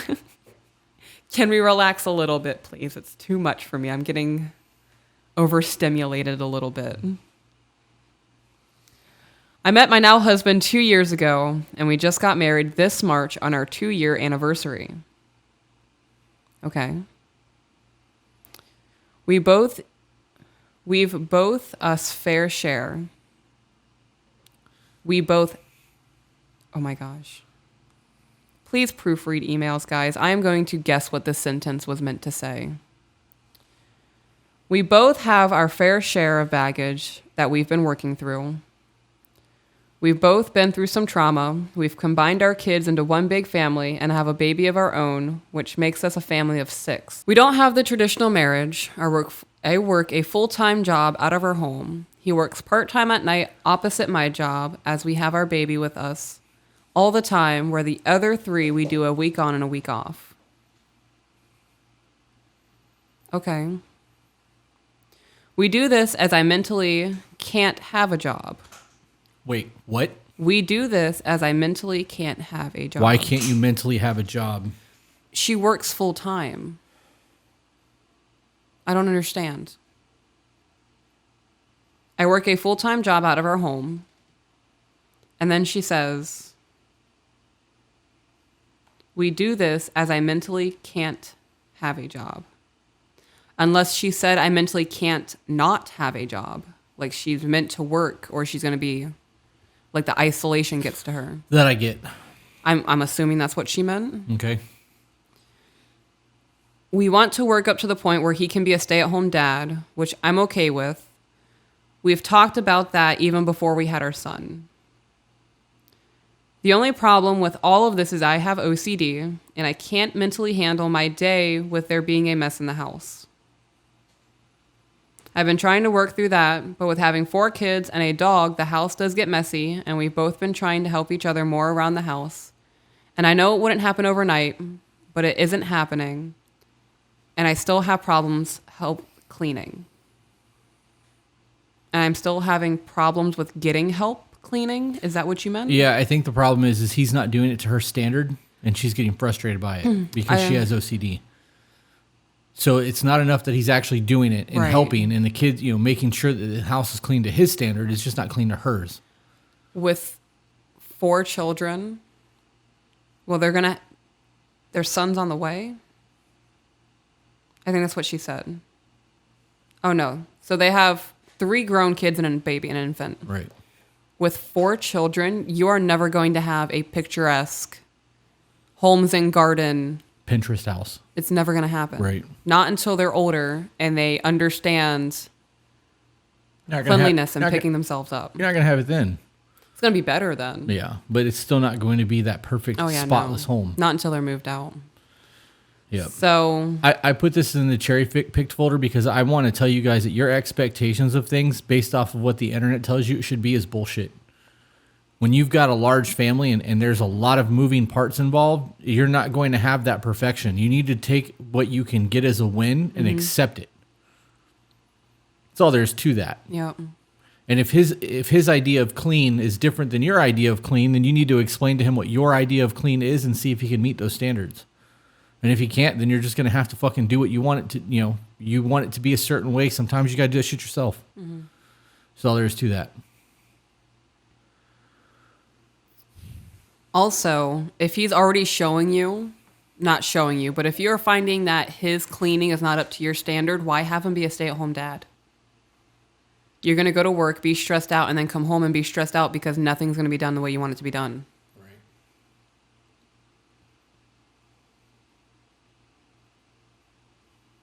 I have no idea how to help OCD. I really don't. I feel underprepared now. Yeah, this is not a thing that you can help. This is going to come down to acceptance unless you have like clinically diagnosed OCD and you're like fucking monk. Mm-hmm. And at that point, good luck. Yeah. Because there's nothing they can do about that. That's just the way your life is. It's not like they can give you drugs to not make you have OCD. Right. It's going to come down again to you're either going to have to do it yourself to meet your standards, or you're going to have to accept what everybody else is doing as their best and live your life.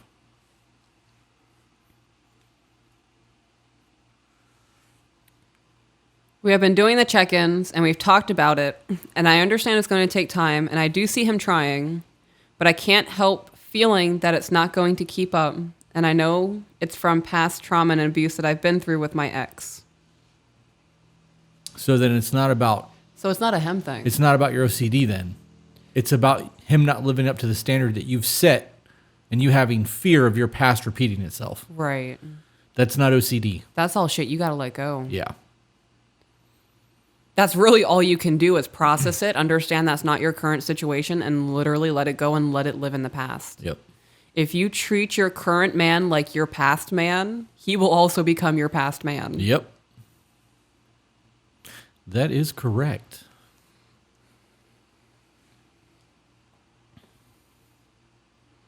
How does one get over that feeling when I see how much better my life is with this amazing man? You So- understand that it's not him. Right. So you recognize that your life is fucking dope. Right. And you're going to self-sabotage it because of something that somebody else did to you in the past. This is 100%. Do you see the theme? Do you see what's going on in the theme of this today? Self-sabotage. There you go. Let's make other people pay the debt for the ones that fucking didn't create it. Right.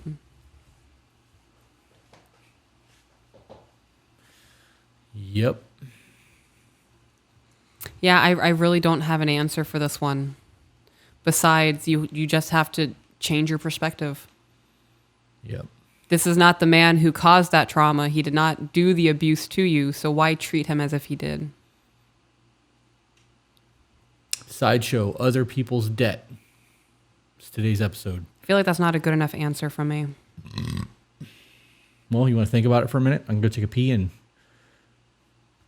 we can sit down and you can give a better answer? Yes. Because I'm sure you had a better answer. I do not. Oh, all right. Well, we'll move on to the next one. At least I got to pee. Okay. Did you get to the Patreon check-in? Did we read that one already? No. Okay, let's do that one.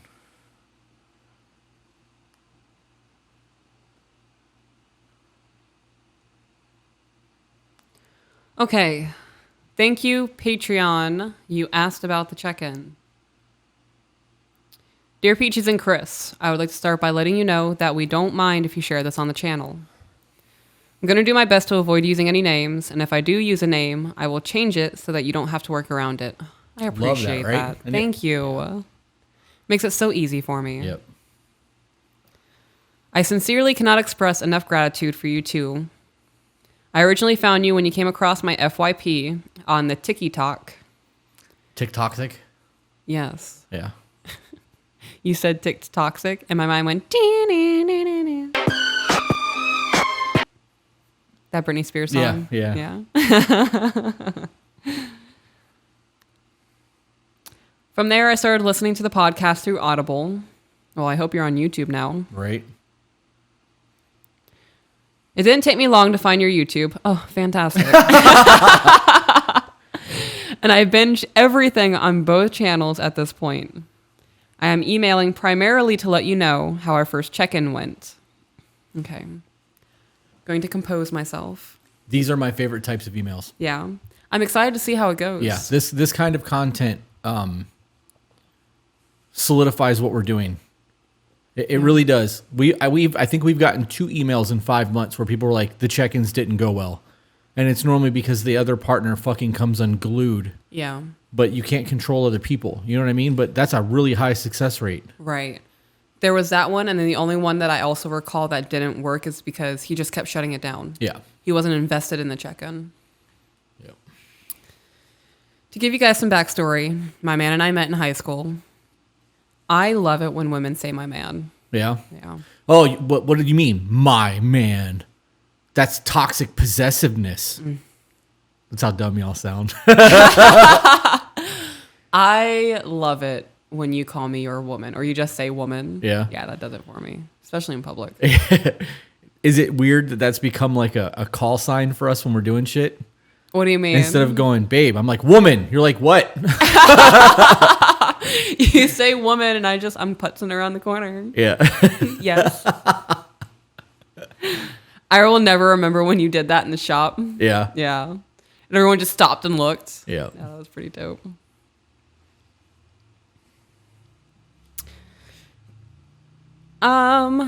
We had a lot of the same friends, but actually never got to know each other until my senior year.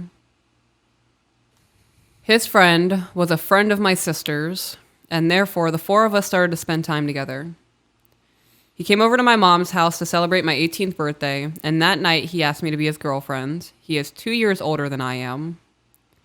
This June, we will have been together for 12 years without taking any time away from the relationship. Oh boy, waited until your fucking birthday. Like, he had interest beforehand, but he's like, I'm Yeah. not going to be that creeper. Yep. I respect that. Yeah, me too. Yeah. We both come from broken homes with traumas and financial struggles throughout our childhoods. My mom has been married 4 times and has 6 children. Wow. That's exhausting. I was about to be real mean. Yeah. Be real mean. That's exhausting. 4 times. Right. I have divorce guilt. Mm-hmm. Still. I couldn't do it 4 times. No. If this, Yeah, I would never. I have that guilt too. I get it. It would not be worth it, because at that point I would know that, like, I'm the fucking problem. Mm-hmm. I'm good. I'm good. Yeah. It's not a thing though. What do you mean? It's just not a thing. What's not a thing? This is just going to be the way that it is. What's this? Us ending is not a thing. Oh, okay. Thank you. I wasn't understanding what you were referencing and referring to. I appreciate that clarification. And I like it when you call me names. Yeah? Yeah. My favorite name that you've ever called me was Dork. And it was on an episode. My super aggressive one. Yeah. I love that. You dork. That was a really good moment for me. It was a good really moment for me, enjoyed it. too. Yeah.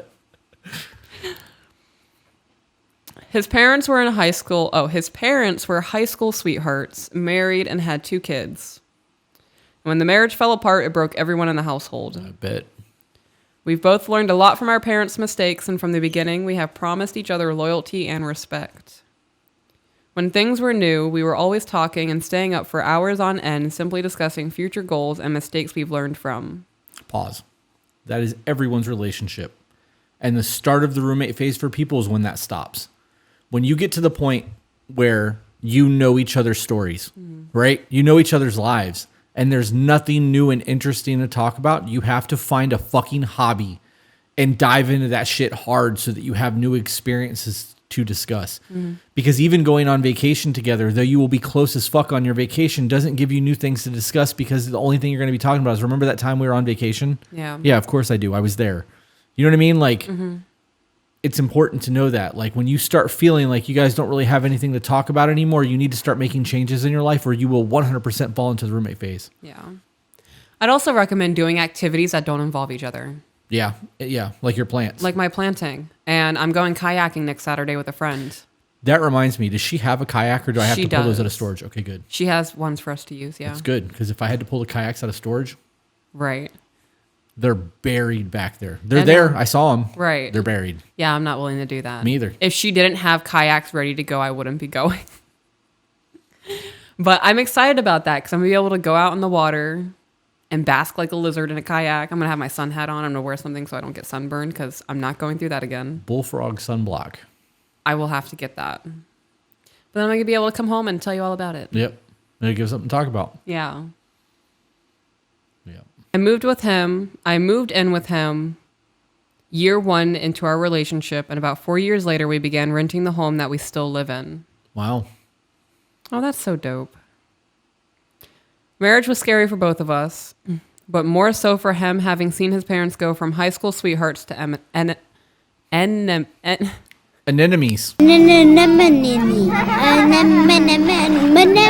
Okay, don't hurt yourself. enemies. Wow. Enemies. His sister and I are very close, and at 6 years, she took him ring shopping so that we could take the next step in our relationship. We are still not married due to problems I'm about to explain, as well as the fact that we honestly just suck at saving money. What does that got to do with getting married? You can get married super cheap if that's really what you wanted to do. I'm going to need some really solid explanations. Yeah. I'm really stuttering. It's because you got this hunk of junk of man sitting across the tables from you. I really do. Be like, I like the way the shirt bounces. OODA loop.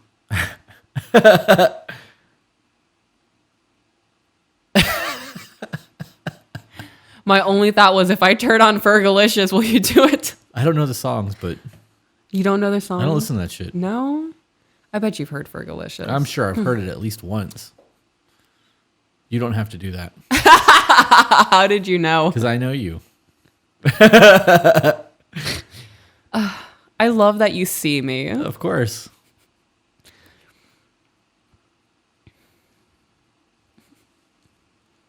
We both feel this is an issue due to our childhood.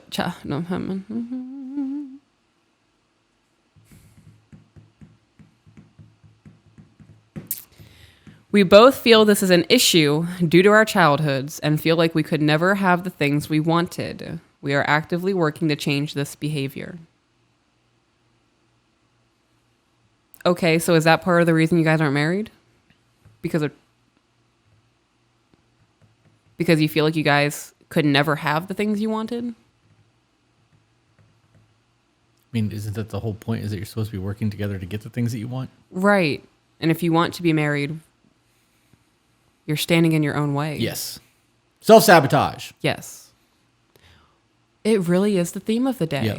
Sideshow, self-sabotage. Was that your plan? Did you plan No, this? I did not. Wow. I didn't. I actually didn't even read this Okay. because I saw check-in update, and I'm nosy.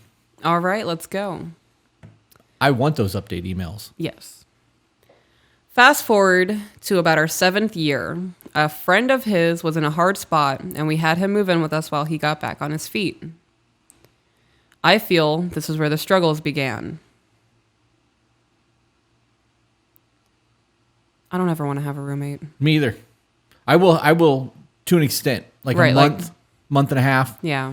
just long enough to either let you get on your feet or for me to give you enough money to get you on your feet. Yeah. Because I'm not going to turn away somebody that I love. Right. But you ain't fucking staying long term. No. No.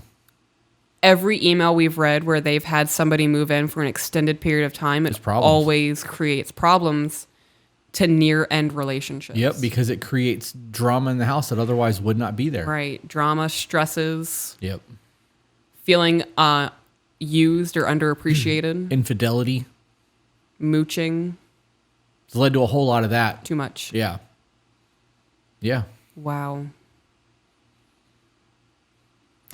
If you guys are currently, anybody listening to this, if you and your spouse are talking about having somebody move in for more than 2 months, have a very serious conversation how you are going to cope with things that arise. You're no longer going to have your privacy. Friday nights, if you guys cuddle on the couch, it's no longer going to be an intimate thing because there's going to be a third person sitting in your living room. And you guys have to figure out what you're going to watch together. Right. Or what if you come home and they're already in the living room and there's nothing that you can do to watch because you now have to go in your room and watch TV because you don't want to watch what's on the TV because your roommate's out there. You have somebody else eating the food in your house. They might not clean up after themselves to the standard that you have set for your household. Yep. You're going to have to hear about their life problems, and they might try to rope you or your spouse into it. Too much for me. Yep. I feel this is where the struggles began. I think due to the roommate feel of our home, it caused us to also feel like roommates. We remained sexually intimate, but the other forms of intimacy slowly began to fall away. Right, because there's people watching now. Right. Unless you're into that. No, thank you. No. Our roomie moved out, but the feeling stayed. In 2019, things got bad for both of us. I was not feeling sexually intimate in any way, shape, or form. At the time, I felt like I could do without sex for years. Sad, I know. I was definitely at a place where I was nagging and complaining and feeling frustrated when he didn't seem to understand why. We both felt the distance and wanted to fix things, but just couldn't seem to figure out why or how. Those idiots should have tried talking to each other. Yeah, imagine that. I love it when people, once they figure out how to get to the root of things, they're like, okay, we were kind of dumbasses for the last 8 years. Yeah. Like looking back on the way that I used to communicate, I'm like, oh, wow, don't associate. That's past me. Yeah. We're not going to talk about her. Yes, that's multiple phone numbers ago anyway. Like That was 2 Facebooks ago. Yeah. Yeah, leave me alone. just let her die off in peace. When he tried to show me intimacy, I usually pushed it away, feeling like it was only with the intent of sex. I've come to learn that he was craving physical touch, but didn't know how to show me in a way that didn't feel sexually driven for me. That's where those conversations come in. I'm not going to go into that. If you want to understand those conversations of physical touch, go watch The Love Language, number 5, Physical Touch. It goes into a little bit of a deep dive of the different dialects and how you have to have communication with your partner on what is a good touch and what is an uncomfortable touch. Yep. And that's on a playlist on the YouTube page. Yes. Here's a thought. I love thoughts. What if he actually did need sexual intimacy and that's what he was going for and you were shutting that down? Yeah. Because you were supposed to be with this person and you guys have been together since you were 18 years old and you were the only person. He hasn't cheated. There's been no infidelity. And he's trying and trying and trying and you're shutting him down repeatedly. At what point do you think he's going to go, okay, this is just never going to happen again, and I'm either going to go without sex for the rest of my life and have to accept that, or I'm going to go find another girlfriend because you're not married. Right? Not saying that he would do that. No, but that is a mindset, the though. point of that is Yeah. that sex is important in a relationship. It is. That's the one thing that you're not supposed to be getting from other people is intimacy. Sexual intimacy is a very huge part of that. I would say it's Right. at least 50% of all of the other intimacies. If that's not had, then all of the other intimacy is also going to fade. Yeah. And then what? You're going to absolutely live as roommates and no one's going to try. I think chemically, like on a chemical level in the brain, for men, sex is definitely more important in a relationship. I enjoy sex, but it's not something that would be a make it or break it thing. Like if we still had intimacy outside of the bedroom, like you were still loving up on me and whatnot, I would be fine. Right. I wouldn't have to have that release. I found out like 2 weeks ago that it is a known thing for men to have their one before making a life decision because it clears their brain. Yeah. Post-nut clarity. Yeah. Did not know that was a thing. Yeah, it really is. That's crazy. So in a relationship, when you are withholding sex or you're weaponizing sex, you are impacting his logical thought processes. And that could be one of like it's not derived. It's a byproduct. A byproduct. No, I think that the impact on the logical thought process when sex is weaponized. Oh, we are on 2 very different thought patterns.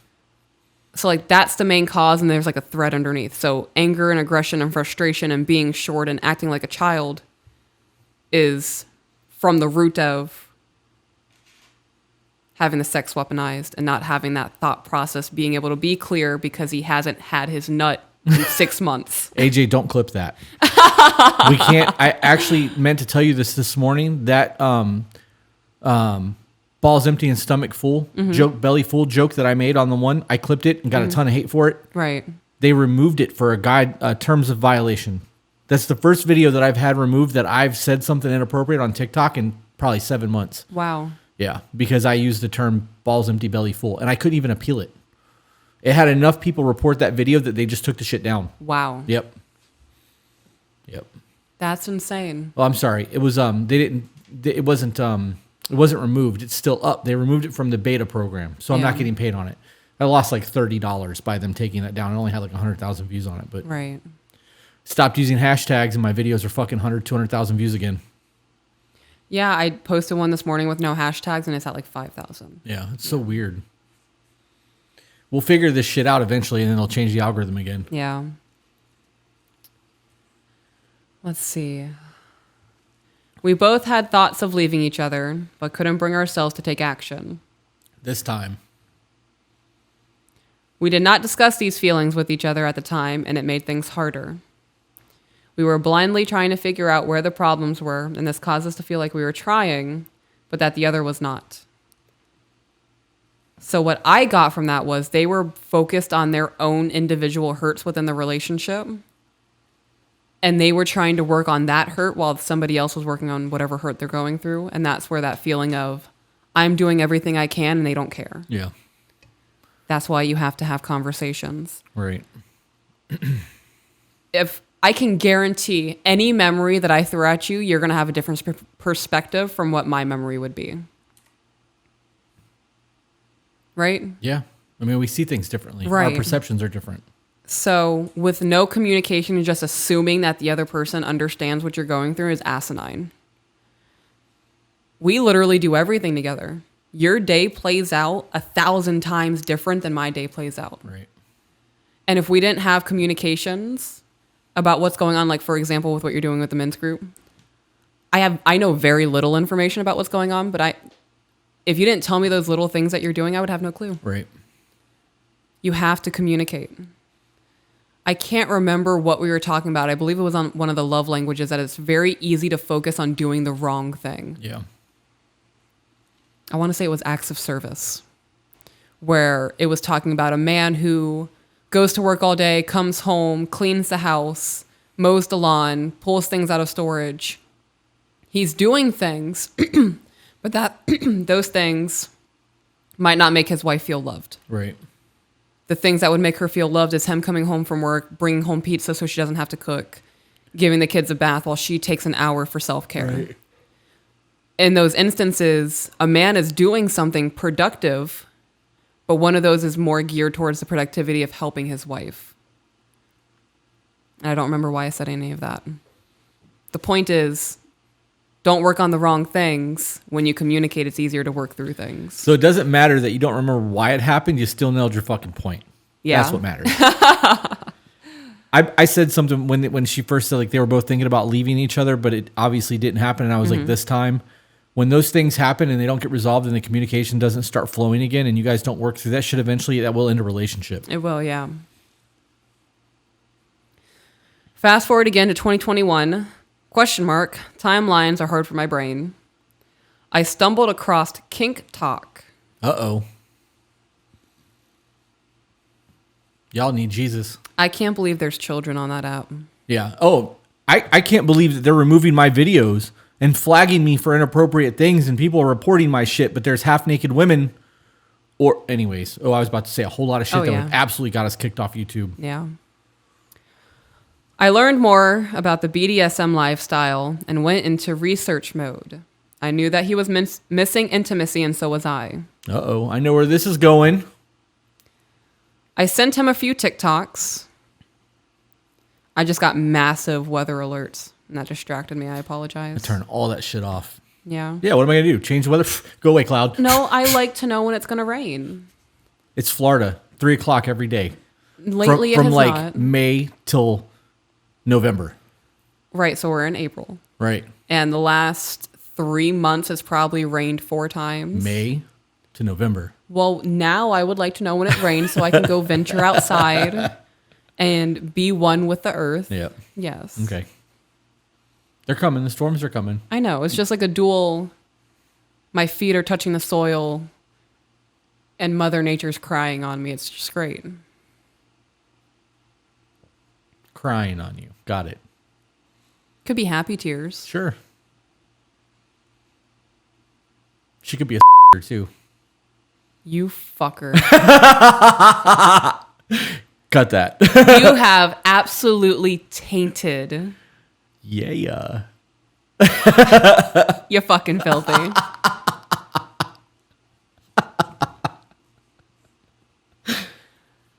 I don't want to go outside anymore. I feel like I'm sinning. Oh, man. Why'd you do this to me? Because that shit's funny. That's the way my brain works. I can't help it. Oh my gosh. I sent him a few TikToks to show him things that were exciting to me, and he jumped at this opportunity. There you go. This was the first step in us mending our relationship and the distance between us. If you don't feel comfortable talking about sex with your partner, That's a problem. why are you in a relationship with them? Why are you in a relationship, period? If you feel uncomfortable talking about sex, Right. you're not mature enough to be in a relationship. I couldn't imagine. I can't say it on YouTube. Try to find a PG-13 way. Oh, it's dirty. I know it's dirty because you went like this.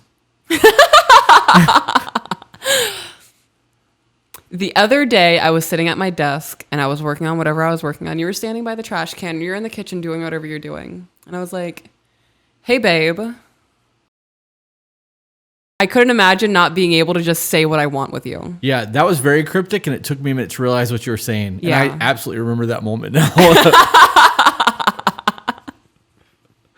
Oh, man, that's... Oh, fuck. I couldn't imagine not being able to just say things to you. You're my man. You're supposed to want to do things that make me happy. Right. And if I can't tell you the things that make me happy and I'm just miserable in my life, what's the point of it, you know? Right. Here's a thought. They've been together since she was 18 years old. Right. That is his email, right? Mm-hmm. Okay. They've been together since they were 18 years old, and it's the only people that they've really lived and experienced that life with. Right. And it took them learning about it to find out that it interests both of them, which means they've not done enough exploring in their personal lives to realize what they are or are not into. Right. Which means they've had a very vanilla sex life this entire time. Guys, even if you don't explore the kink side of life, you need to be secure enough in your intimacy to do things that may excite you. Right. Try them. Try things. You'd be surprised how much that helps your relationship and the intimacy in it. You don't even have to get crazy with shit. You can get a feather and tickle them a little bit. Or just a blindfold to heighten their other senses. You don't have to do extreme chains and whips shit. Yeah. I think it's super important to be able to have open conversations about desires in the bedroom. Right. And it shouldn't be an uncomfortable thing. It really shouldn't. That, in my opinion, the open conversations that we've had in the beginning of our relationship in regards to sex has made our foundation a lot stronger. Yeah. Yeah, because it's just a normal conversation for us. Right. And like the more risque things that we do and the things that have been done in public, that's going to make people think that we've been doing the nasty in public. We haven't. No. That's not what I'm getting at, but I meant like the public displays of affection and things like that. Right. Like we know there's not I don't think there's been a single stone unturned in the things that we've discussed. No. Like we know the hard limits on everything. We know what's a possibility and we know what's absolutely on the table. Yeah. So If you guys haven't discussed your hard nose, oh man, that's a whole rabbit hole. yep. We should do a side piece on consent and talking about desires Yeah. and hard nose. I'm going to say that for a side piece. Okay. We are still experimenting and learning each other's kinks, and it has been an absolute blast. I love that. However, I still felt like something was missing. Things were definitely better, but not where either of us knew they could be and or wanted them to be. About a month ago, I discovered your podcast. Dun dun dun. I wonder where this goes. I turned it on and had it playing in the background while I was playing Hogwarts Legacy. I need to get that game. You do.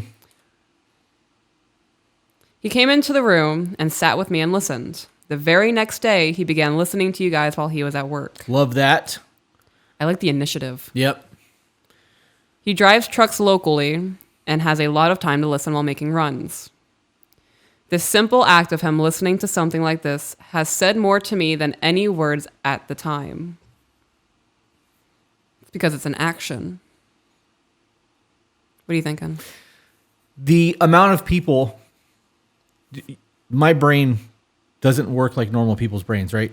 And I don't know how I got here. Okay. We have had we've had people write in who have said that my significant other will not listen to the podcast. Mm-hmm. I can't get him to do it. the amount of people who are like, my husband absolutely hates Chris, right? The amount of people who are like, they were very, no, I'm not listening to that, until they've played it in the background a few times. And then finally they'll catch them standing there watching while it's on the TV, and then they'll walk away because we're saying something that they need to hear in the moment, and they fucking hear it. And then eventually they start listening to us. Yeah. The amount of people who flat out say, I'm not going to listen to that podcast. I'm not going to go to counseling. I'm not going to work on therapy. I know there's no such thing as mental illness. I know everything, you know nothing. I'm not willing to do anything to make you feel better about our relationship. That's how that sounds to me. When people are that vehemently against it with no options, if you say no and you don't present a counter option, you are basically telling your partner in the moment that what you need and what you feel is not important enough for me to even listen to a podcast. That's where my brain went with that. Yeah. Had nothing to do with anything that she said. And I think it went there because he took the initiative. Yeah. He heard it. He obviously heard something that was like, okay, all right, I might be able to learn a thing or two from this. He could have been like, Jerry Springer, oh shit. Yeah, right. That could have been very real. It could have been a thing. Yeah. I think the more likely scenario is that he heard something that resonated with him, and he's like, okay, there's value here. Right. And he started listening to it on his own. When people email us and say, we watch your live streams and your videos together, pause and have the conversations. I love that. Those are the people who are going to have the most successful relationships, I believe, because you are learning from other people's shortcomings. It's like watching TV show. Somebody touches a stove and burns himself. You know that if that stove is on, you're not touching the fucking stove. Right. That's common sense. This isn't common sense until you've lived through these things. You don't know how you're going to handle them. Right. So when somebody says, this is what I'm going through, and it's clearly failing for them, and we're like, well, try this instead. If that scenario ever comes up in their life, they're going to go, hey, I remember those tattooed freaks on the internet talking about try this instead. Yeah. I'm going to skirt this whole argument and just try this. You are learning conflict resolution without having to be in fucking conflict. Yep. That's gangster. Like you are. I wish I could have done that. Me fucking too.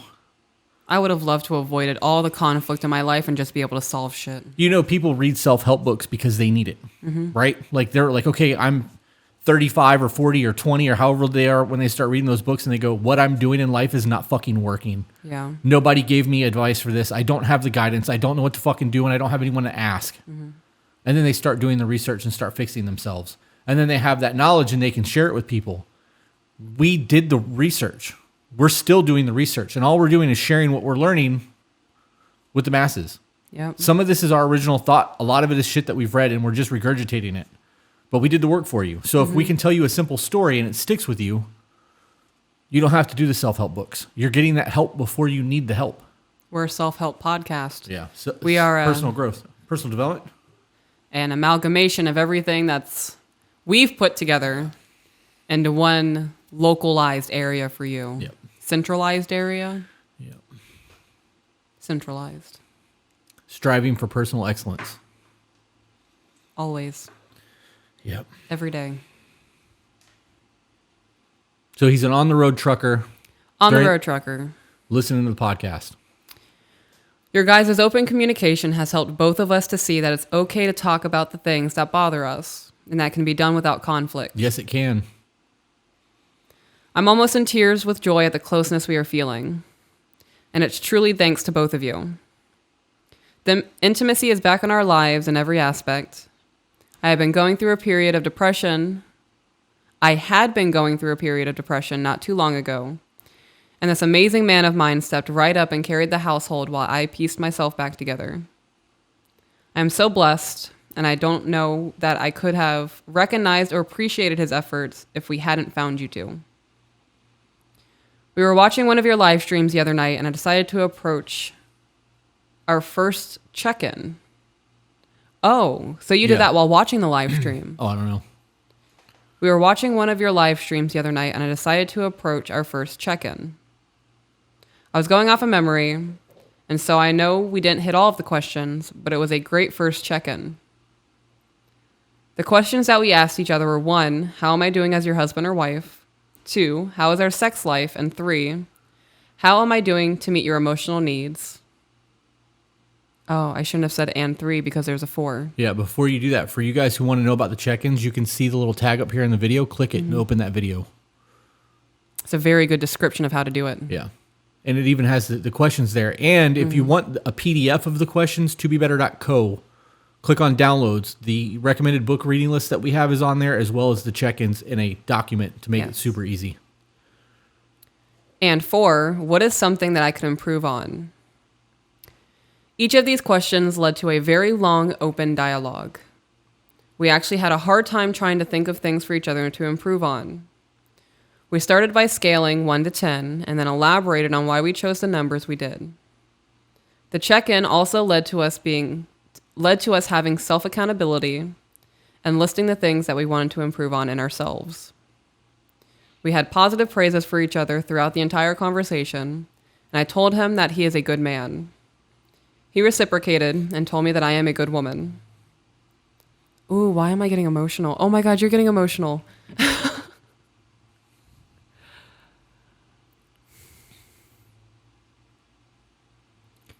It's a deep one. I feel it in my chest. I have cried more since regaining my faith than I have my entire life. Yeah. Yep. Same. I mean, I know I cried a lot before, but it happens a lot now.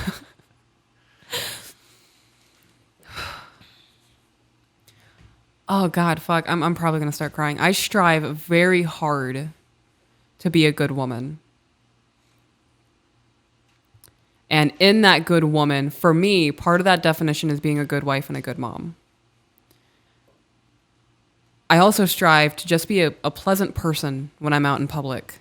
So when I am in the grocery store, every once in a while, I'll go to leave an aisle and somebody almost hits me because they're not paying attention. And they always have that panic of, oh my God, I'm so sorry I wasn't paying attention. I'm like, it's okay. We're good. Don't worry about it. I hope you enjoy the rest of your day. And that changes the situation versus how about you fucking pay attention? Right. You know? Would you say that falls into your perception and your Yes. attitude on things? Right. Yeah. Because you dictate your entire day based off that interaction. Right. So when anybody acknowledges me being a good person, it's like, okay, good. Like, that's cool. I'm glad I'm on track. When you acknowledge and tell me that I'm a good woman, fuck, dude. Yeah. Like, you're my husband. I hold you on a different level than anybody else in my life when it comes to your perception of me, the way that you see that I'm carrying myself, the work that I'm putting in. When you see it and you validate it, it means more to me because I know the high standards that you have for yourself. And you wouldn't let me dip below Right. anything. I don't know. I think that's why I'm getting emotional. You know that says a lot about the ability that I have to lead our family and to lead our house. And that falls into the protect, provide, and lead that we have and like the traditional values that we have. Mm-hmm. The ability for you to submit to me comes from that because you know that the standards that I've set for myself and in the my expectations of what I believe a man's supposed to be. Mm-hmm. And in doing that, there's also, like you just said, a trust in that I'm not going to let you fall. We are supposed to serve each other. Yeah. If you are having a hard time, I have to carry you. That's the way it's going to be. And there's going to be days that I'm going to need to be picked back up and I'm going to need that pep talk. You know, remember who you are. Like sometimes I need that shit. But that also lends into us being a team. Yeah. It's just, I don't know. We use those terms a lot and I don't think people understand the deepness of them because just saying it's my duty to lead the house, it's not the same thing. You know what I mean? Like that's just, people just take it as, he's just trying to be in charge. Mm-hmm. That's not, you're missing the fucking point. Right. Yeah. It's much, much deeper than that. It is. We should do a side piece on that and start breaking down our vernacular a little bit. Okay.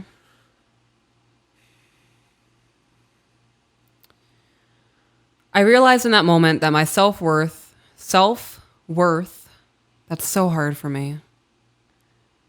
I realized in that moment that my self-worth had been down and saying, "Tell me I'm funny, daddy."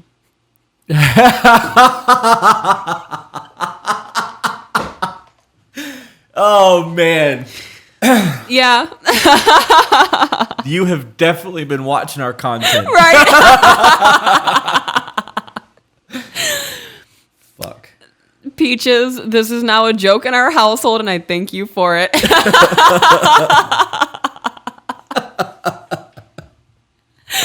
It's insane that a memory like that for us is a memory for probably thousands of people. Right. Oh my God. And now it's a joke for them, and they're able to enjoy. Oh God. I think our relationship is a symbol for a lot of people. And that joke is derived from that symbol. And they make that joke and they're like, yeah, we're fucking on track. Right. Oh God. I love that. I'm actually doing something with my life, and it's great. Yeah. Did you say you were going to order notebooks for your plants? Did you do that already? You said that you were going to order more notebooks for the women's group plants and all that stuff. Have you done that already? I'm so confused. What do you mean notebooks and plants? You use like notepads. You said you were going to order notebooks for all of the women's group. You said that you had to order like 4 or 5 notepads. Did you do that already? Or did you change your mind? No, I haven't ordered anything. Okay. When you do that, I need notebooks too. Okay. Because even though, you hear this? Yeah. I can't interact. I got to get a new keyboard. I can't interact on this thing and make notes while we're recording. I need to be able to write it down. Okay. So, or I need to get a new keyboard. I don't like this one anyway, so I should get a new keyboard, but I need something that's not mechanical. It needs to be quiet. Okay. What are you smirking at? That was just funny to me that they use that joke in their household. Yeah.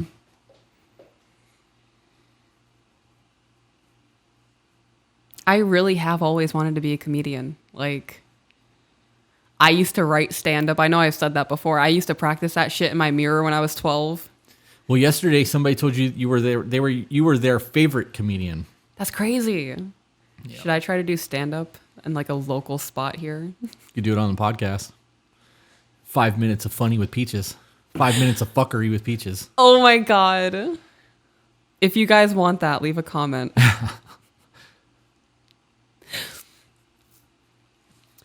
When it came to question 2, which as a refresher, number 2 was, how was our sex life?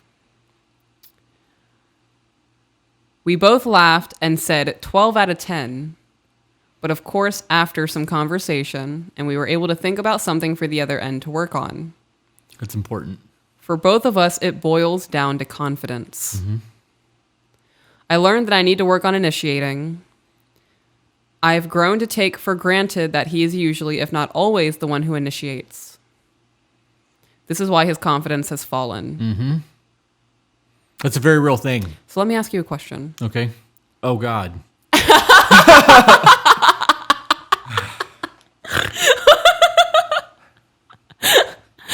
Why such a reaction? Because I never know what you're going to say when you say shit like that. And this is about our sex life, I'm assuming. So now I'm like, not only do I have to answer you on camera, I have to find a way to make it PG-13 on camera. So one of the things that I do to initiate, I just go for my golden trumpet. You really do. So there's no chill there. It's like a magnet attached to your hand for my jewelry. Ding! How does that make you feel as a man? Like a cheap whore. Wow. No, I'm just kidding. It doesn't bother me unless we're in public. Because I've never done it in public. Yes, you have. When in public? Yes, you have. Where? You have been very subtle. You did it in Tennessee. You have done it in public. It's not a long grab. It's a very subtle touch, but it's enough. You did it in the driveway the other day. I did do it in the driveway the other day. And just held it. Yeah. Anyways. But I glanced. There was nobody around. It doesn't matter. Okay, well, I won't do that again. I didn't say that. Okay. Well, you said it made you uncomfortable, or you didn't like it. I did not say that. What did you say? I didn't say that it made me uncomfortable or that I didn't like it. What did you say? I said that only in public. The only time it's ever been an issue is in public. Okay. I think. Fuck, I may not even have said that. I'm all flustered now. I don't know what I fucking said. I'm thinking about you holding my dick. Do you want me to stop doing that? No. Okay. No. Why? No. God, no. I don't want to do things to make you uncomfortable. My goal is to be sexy. That's not sexy. That's direct. Okay. So if we're splitting hairs, that is a very, ooh, I can't believe I'm going to say this because it's gross, but that's a very masculine thing to do, right? Mm-hmm. If we're talking about like truly what that is, because it's very direct. Okay. So in doing that, you're like, hey, ding, Yeah. right? There's no buildup there. Okay. And that's okay. If that was all I ever got, I would feel like a cheap whore. Right. But it's not the case. I also get make-out sessions. I get good mornings. When I've got stank breath, I get kisses.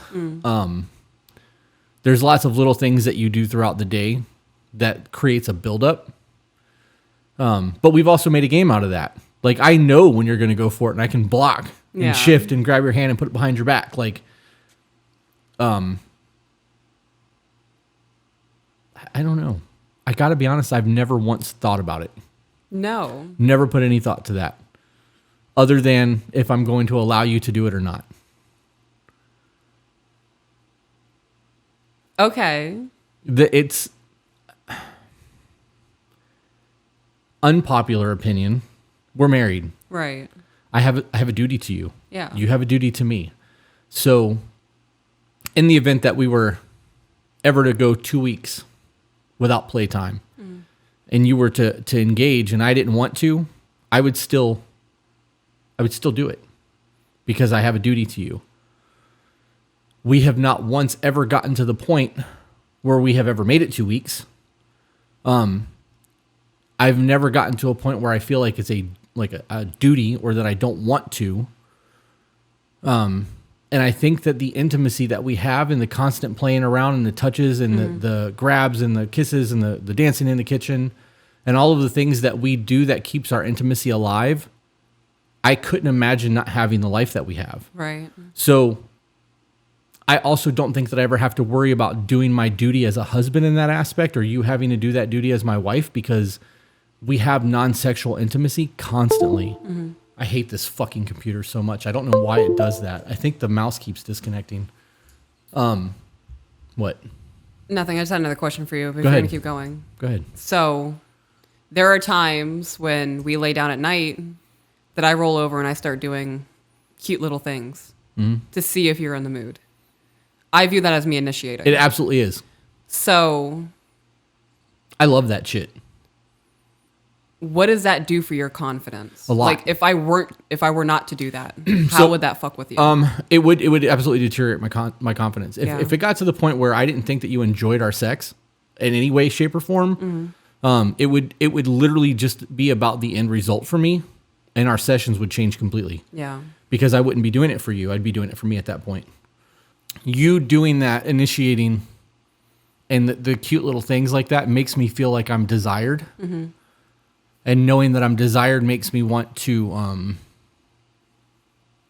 it doesn't make it about me at that point. Right. You know what I mean? Because I know that you want me. Mm-hmm. So it's not about my end result. It's about yours. Okay. Put it that way. That's the easiest way I can put that without getting vulgar. And AJ just had to cut a whole bunch out. So I'm not going to go any further with that because you guys don't need to hear about our escapades. Would you say there's also a component there because you never get with somebody when you approach somebody, it's because of their appearance. It's because you're physically attracted to them. And then a relationship develops based on the emotional aspect. Mm-hmm. You find me hot as hell. I fucking do. It's so stupid. It's so fucking stupid. So would you say there's a component there knowing that this woman you find insanely attractive wants you? Okay. All right. So there's so much to that. Knowing that I'm attracted to you the way that I am makes me do cardio when I don't want to do cardio. Right. It makes me want to lift weights when I don't want to feel like lifting weights. It makes me want to stay on top of my supplements when I don't want to take 30 fucking pills in the morning. It creates a whole new level of want to be better in me because I want to look good standing next to you because I have that. Does that make sense? Like you bring all that already. Yeah. So now I have to step my game up to match your efforts. You're doing skincare. You're taking care of your hair. You're getting your fucking nails done. You wear silicone shoes at night with lotion in them to make sure your feet are soft. So when you put your feet on me, they don't feel like sandpaper. Yeah. You take 3-hour fucking baths with oil and salts and all kinds of weird colored shit in it.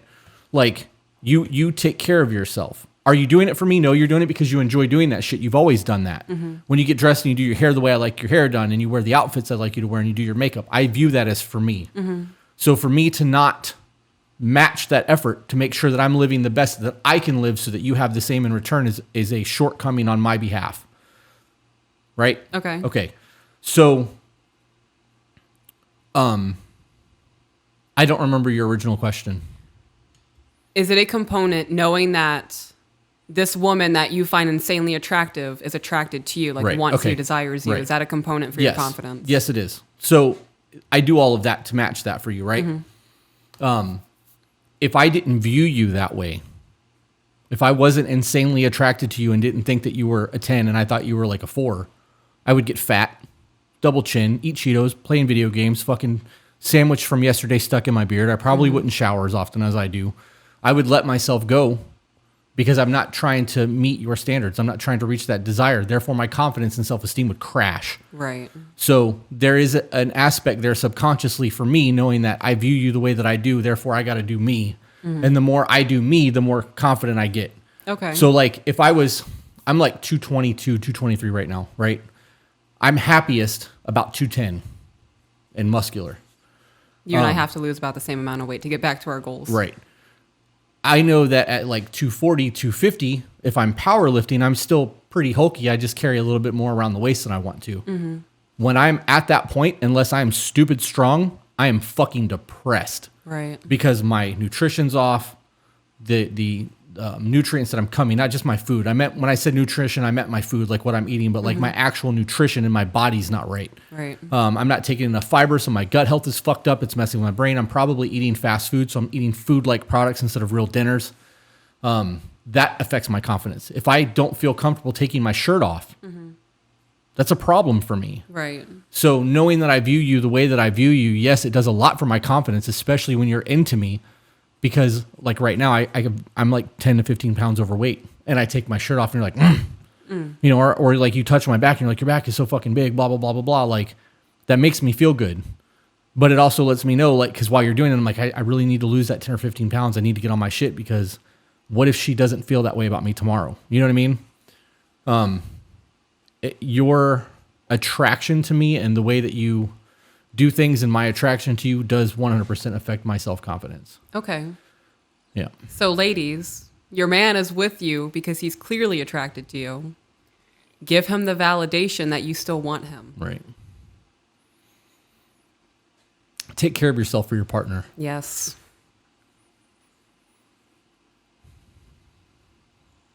I hope that all of that made sense. It did. Okay. Yeah.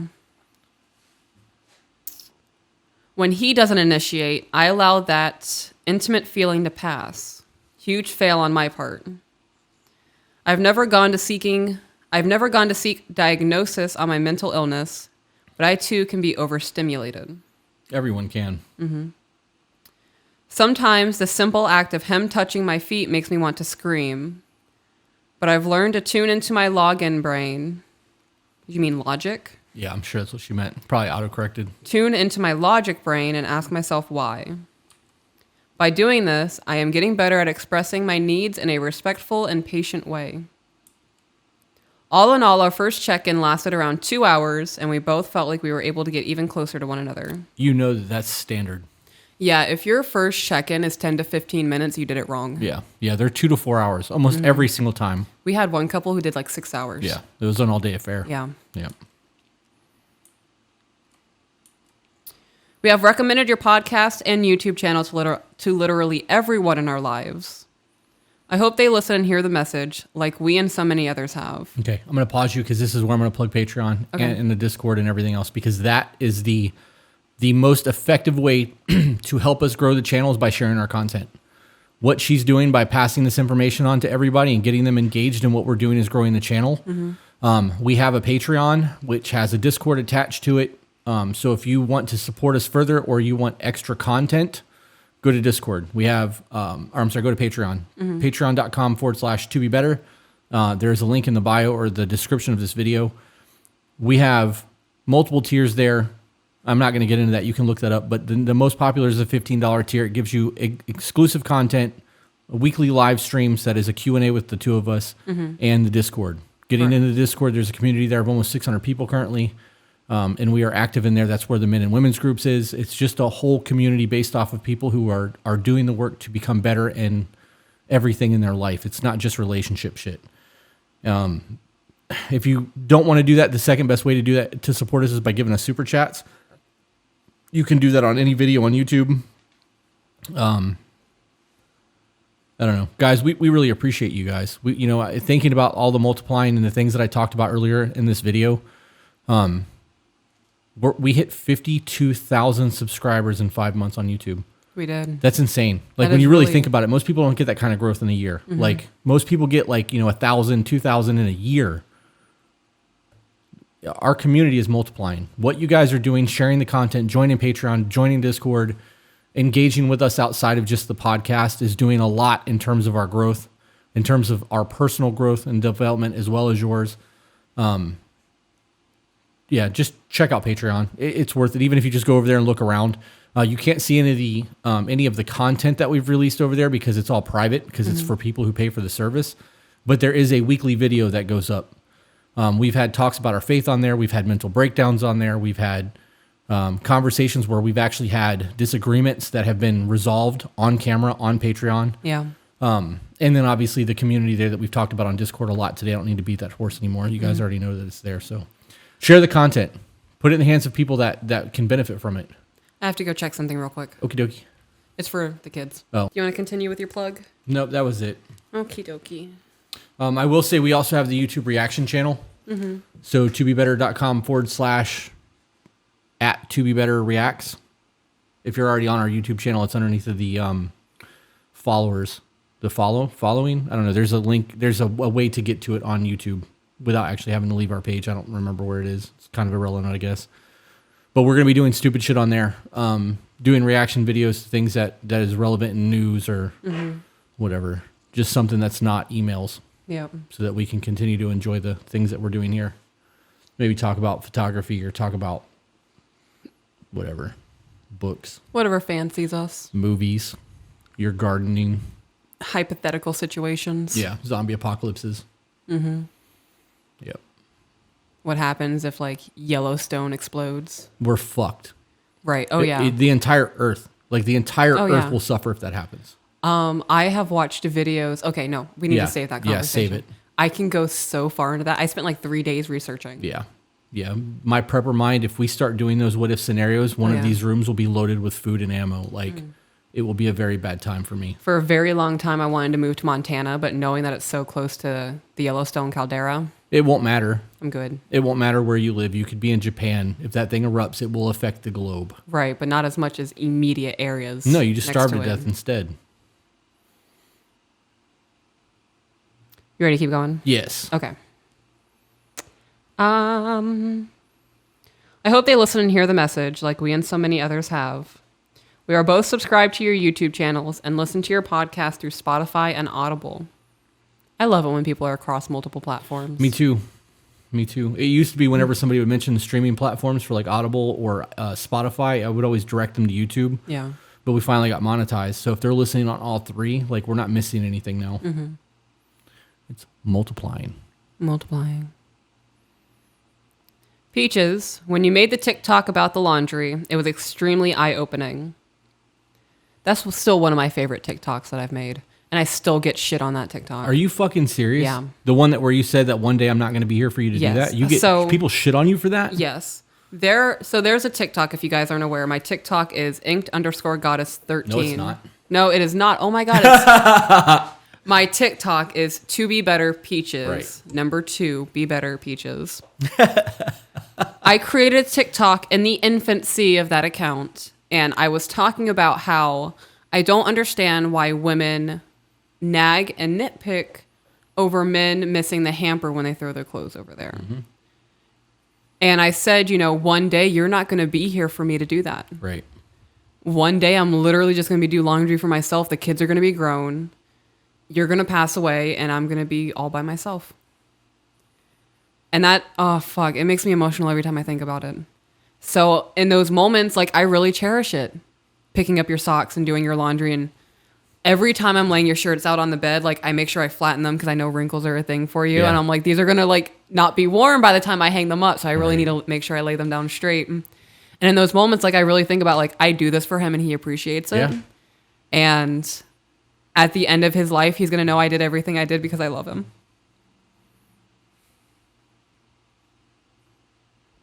And I still get hate on that TikTok. Yeah. Yeah. It doesn't matter. I know. No, I'm crying because I love you. I know. But that's where my head is. I'm telling you, I heard that shit. It just blows my mind that something that is so clearly a display of love, people will still find a way to demonize it. You know that there are people on there who are being like, you're right. Because I've seen comments on that video where people were like, you're right. My husband died and I fucking missed that. Yeah. I think about it every time I do the laundry. There was one gentleman who commented and said that he was with his wife for like 35 years. And he was like, and now she's gone. She passed away in a motorcycle accident. And he's like, I think about that every fucking day. Yep. I don't get her laundry to put away anymore. Yep. You guys don't realize the things that you nitpick and nag about now will mean absolutely nothing when you don't wake up next to that person anymore. Yeah. You know that the boots off video, the clip that we made that I posted to my TikTok, it was the one where I was like overly excited and clapping and shit. I was in a really good mood that day. Yeah. I got a comment on there yesterday, which blows my mind because it's been weeks since we posted that. And the lady was like, I ain't taking my husband's boots off. He's not a fucking child. Well, and she was like, she made a comment about like, I don't remember how she worded it, but she missed the entire point. It was the whole point of that is not acts of service, it's acts of intimacy. Right. Right? It's not about needing to do that because he needs you to take his boots off. It's just about having intimacy. Right. And like I read the comment after I heard that yesterday, all that shit's gone. Like I can't remember the comments anymore. I read this yesterday morning before I heard that voice. That's how hard like that hit me yesterday. I'm not remembering what she said, and I was infuriated when I read it. But my response to that was, that's really what you took away from this. Wild. Because that's not at all what we were saying. You heard what you wanted to hear instead of what was actually being said. And it is an act of service. It is a moment of intimacy. So I made a video this morning because I am still kind of like, I want people to hear us. Right. Not hear what you want to hear, but hear what the fuck we're saying. Like, listen to the actual words. Right. Not the feeling that you have when we say it. Right. So I made a video this morning and I said, 2 questions. For all the ladies out there who like having their feet rubbed by their man, if you saw the taking the boots off video and you had a problem with it, why? What's the difference? Tell me in the comments. Because me rubbing your feet and you taking my boots off is the exact same thing. It's equivalent. It is. It both has to deal with feet and it's an act of service to show you that I love you and I care. Yeah. Me rubbing your feet after a long day is not benefiting me in any way, shape, or form. It is literally just showing you that I love you. And you don't like feet. I fucking hate feet. But I do it. Every time you put your feet on me, I hold them. I will get in the bathtub with you and massage your feet in the bathtub. Yeah. You taking my boots off when it happens is a sign of I love you. I just want to serve you in the moment. It's not I'm a submissive bitch. It's not I'm less than you. It's not a negative connotation. It is a moment between you and I where we are doing something in an act of service for each other. I don't understand how people can put a negative connotation on that and make that an evil, bad thing. Like you're somehow a bad woman if you want to serve your fucking man. And then you wonder why the divorce rate is so fucking high. And what is it? 80% of divorces are initiated by women? 70 to 80%. And it's higher if they have a college degree. Yeah. Which means college is tainting the way people think. Crazy. Because that's the difference. It has nothing to do with a degree. It's the college experience that makes that divorce rate higher. Yeah. Because of what's being indoctrinated in government-ran school systems.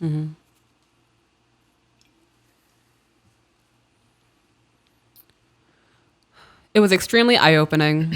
There are things that might drive me crazy, but someday I may have to miss those things. There you go. And I hope I never have to. Anyways, I can go on and on about the many ways you've changed our lives, but I hope this has been adequate. If you have any questions or would like to know more, I am more than happy to share. I feel like there are so many things I could elaborate on, but I don't want to drag this out. You both seem like such amazing people with hearts of gold. Whether people want to judge you for appearances or having boundaries, fuck them. Those who need to hear your message will. Thank you once more from the bottom to the top of my heart. She put their real names at the bottom. I'm not going to read them, but his name is fun. Yeah? Yeah. Is it Jefferson? No. No. If I ever create an alter ego for myself, It would be Jefferson. it will be now. Yeah. It was going to be Tyler Durden. Okay. That was always my thing. Right. I am obsessed with that name. Yeah. It's just a cool name. Like, Yeah. you know, when it, I named. What's that? I named my little guy the vein on my arm after him. Yeah, weird. It is what it is. Those emails are fun to read, right? I enjoyed that. I love reading emails where they talk about the things they've applied, how it's changed, what it was before. Yep. It shows growth. It really does. Hell yeah. Let's do one more because we're at 2 hours and 40 minutes, but we're going to have some that cut out. So, All right. Uno mas. What's the morally correct thing to do? Not relationship advice. uh-oh. This will be fun. Hi. I've been listening to your podcast and YouTube daily now, and I'm loving it, so thank you for that. You're welcome. I feel like it helps me to be cognizant of my emotions, actions, etc., because I'm actively thinking about it day to day, and therefore be a better wife and a mama. Since I've become so self-aware and so self-accountable, it is now a daily thing for me. A lot of people don't stop and go, okay, if I do this, what's going to be the ramifications? Right. You don't remember your parents telling you to think before you speak? Did you ever hear that? I used to hear that shit constantly. No. I heard it every day. Every time I open my mouth, my parents would be like, you sound so fucking stupid. Think before you speak. And they were living the lives that they were living? Yeah. Okay. I heard it a lot as a kid. And not always the stupid part, but I did hear that. But the stop, think before you speak thing, I heard a lot. Mm-hmm. My mouth had no filter. Yeah. It still doesn't. That's why I curse so much. I put a lot of thought into what I'm saying now before I say it. I'm not just spewing shit anymore. But back then it was bad. I think it's more than just saying things, it's actions. Yeah. If you jump off a roof, what could happen? Some people just jump off roofs. Let's eat a one chip challenge. We didn't think that shit through. There's an action we just went and said, fuck it. Yeah. But I knew that there would be ramifications. I knew it was going to hurt. I didn't think it was going to be that bad. I knew that the day after would suck. Yeah. Yeah. I thought about all of that. It was a very calculated, stupid choice. Once you become self-aware and you recognize that all of your actions, it's like the butterfly effect. The what? The butterfly effect. Oh, okay. What? Butterfly? Butterfly? I told Discord that we're going to have enough fucked up words that they'll be able to write a sentence from it. That would be amazing. It's going to happen. Yeah. Fluctuated. Amaphon. Yeah. Potato. Scenario. There was another one too. Beneficial. That. Yep. And now butterfly. Butterfly. Yeah. It's going to happen. They'll be able to, eventually they might be able to do 2 sentences. That would be dope. And people listen to us. It's like the butterfly effect. A butterfly bats its wings and there's a million repercussions. Right. And if that butterfly were to disappear, none of that would happen. Your actions, even though you are living your life, is affecting the people in your circle. Think before you act. Think before you speak. Your first thought will almost never be the correct thought. No. Nope. The first thing you want to say is always stupid. The first thing you want to do is not always the right thing to do. That's Impulse control. Yes, the difference between reacting and responding. Right. What did I watch? Zeke sent something in the Discord chat, and it was... I instantly respected him because he looked like just an old dude with wisdom, and he had like a monk. And I was just like, okay, he's speaking facts. I need to listen to him because he's really been through the mind. And he was talking about, are you a person who processes their environment and makes calculated decisions, or are you a product of your reactions? And that's not how he said it, but that's what I took from it. And I was like, damn, am I just really something that things happen to and I react like... There are insects that don't have brains. That do that. That literally just respond to their environment to survive. That's most of society. I don't want to be that. Yeah. It's the difference between living and just getting along. Right. I think about that a lot. Me too. Did all of that make sense? It did. Okay. It wasn't stupid. Okay. It also shows our perception. If that's not what he said and that's what you took away from it, that's why I want to break down these books in the men's group. Yeah. Because the things that I take away from those chapters are going to be different than what other people take away. And if we can discuss those things, I may have a different view of the book. That's why I'm enjoying like reading Never Split the Difference. Yeah. None of it's about relationships, but I'm applying it to relationships. In one of your episodes, you guys mentioned wanting to discuss things rather than relationship drama every so often, and a moral debate that my husband and I are having came to mind. Okay. I thought it would be cool to see what y'all thought. Disclaimer, it includes religion, but the question isn't religious. So our family, husband 30, me 29, a boy who is 1, and my father who is 65. Okay. So there's 3 generations. Okay. So we have recently relocated to a rural community. Rural? How do you say that? Rural. Rural? That's how I say it. Rural? Moving to the country, gonna eat a lot of peaches. So recently we've relocated to a country community in a new state. I'm looking for a community, and the only option I found in this part of the country is church. Okay. It makes sense. Yeah. We've previously went to a pretty conservative church because we really weren't fans of the rock bands and the fake cool dude type pastors. I get that. There is a revelation going on in churches right now. Oh, yeah. I love that. Take them down. We find that conservative churches are more genuine and less about attracting a crowd. When she said the cool dude type pastors, that reminds me of like mega churches. Yeah. Who have like a shopping mall before you get to the actual place to do prayer and whatnot. Right. We are looking for a new church that fits this criteria and also has a women's group that meets in the daytime, stay-at-home mom. Women around my age, kids, we want to homeschool, so socialization outside of the home is a plus. Got goosebumps right now. Yeah. Why? Because that's what I wanted. I'm telling you, babe, I thought about like for the first time ever looking into churches locally because I want that community. Me too. And we've got it. Mm-hmm. We created our own. We have it in Discord. Yeah. I would love to be near some of the other moms.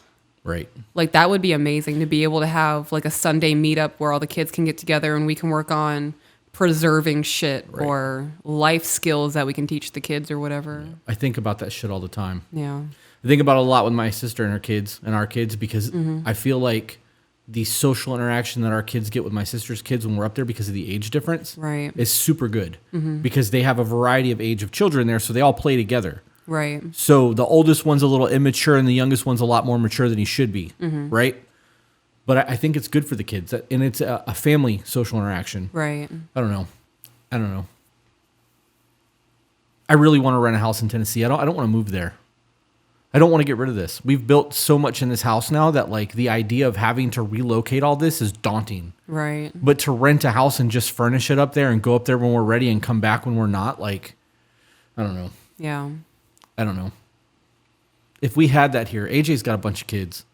If he ended up moving to Florida and they decided that they wanted to homeschool and Michelle's not working, you guys would be able to do that shit. You have Jasmine. We could fucking create that community in real life. I think about it all the time, prayed on it a lot. I don't know. We have it in the men's group, though. So me getting goosebumps from that is because what she's desiring and what she's explaining is what we want. Is exactly what I've wanted for the last 5 months of my life. Yeah. So.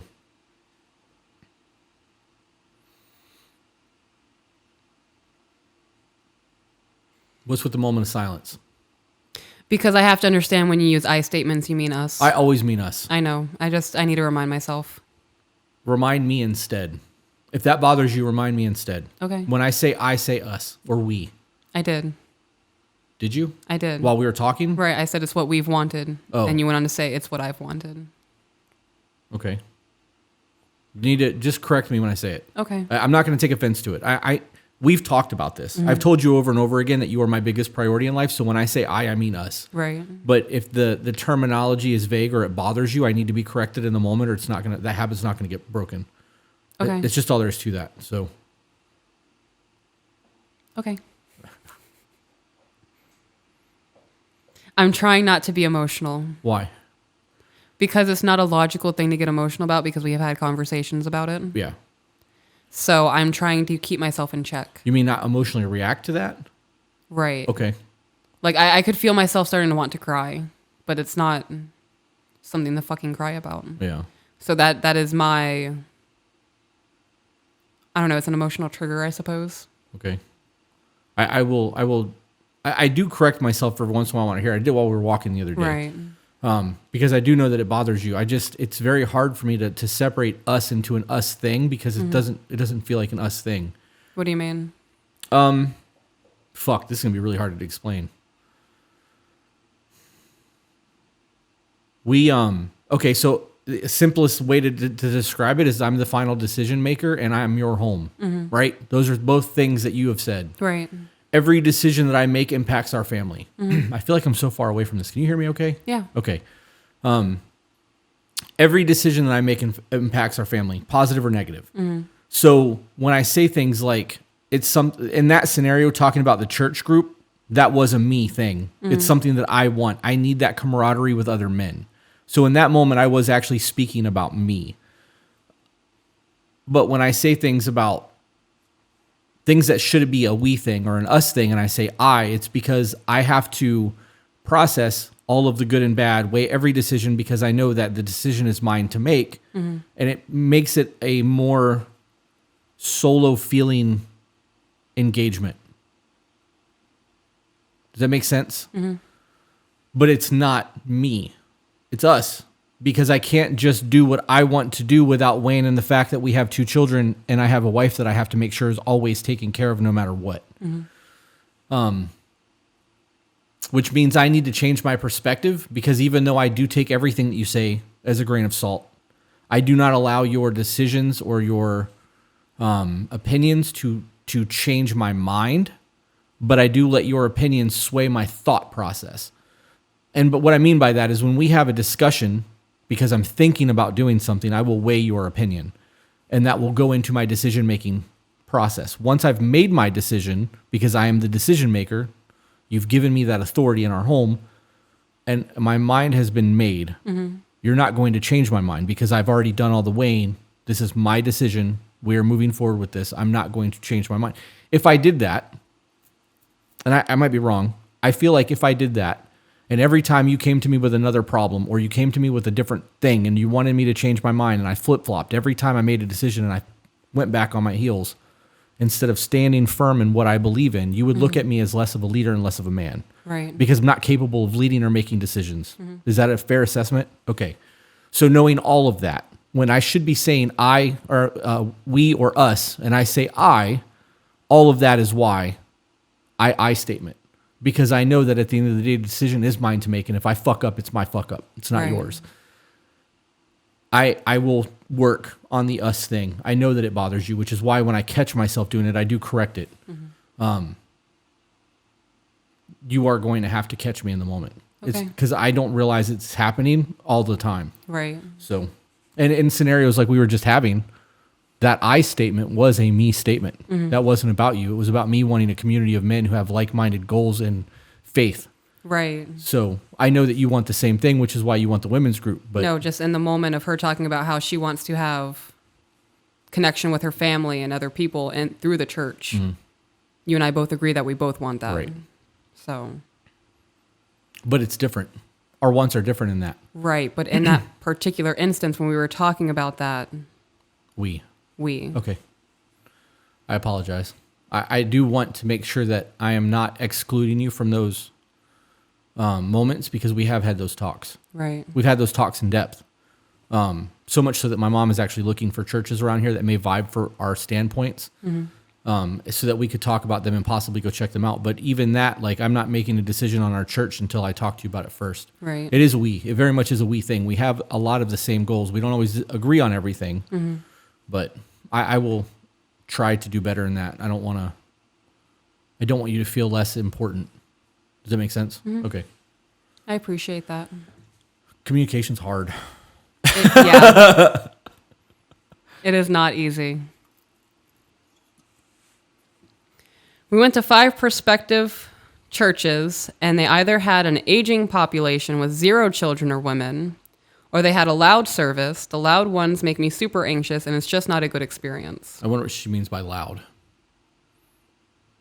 Like I also wonder what like she you means by don't loud. do the holy roller jumping through the aisle, clapping, singing loud, or the Right. PA system's just too loud. Maybe the pastor sings. Like what Mm-hmm. is the What's the overstimulation and the loudness? right?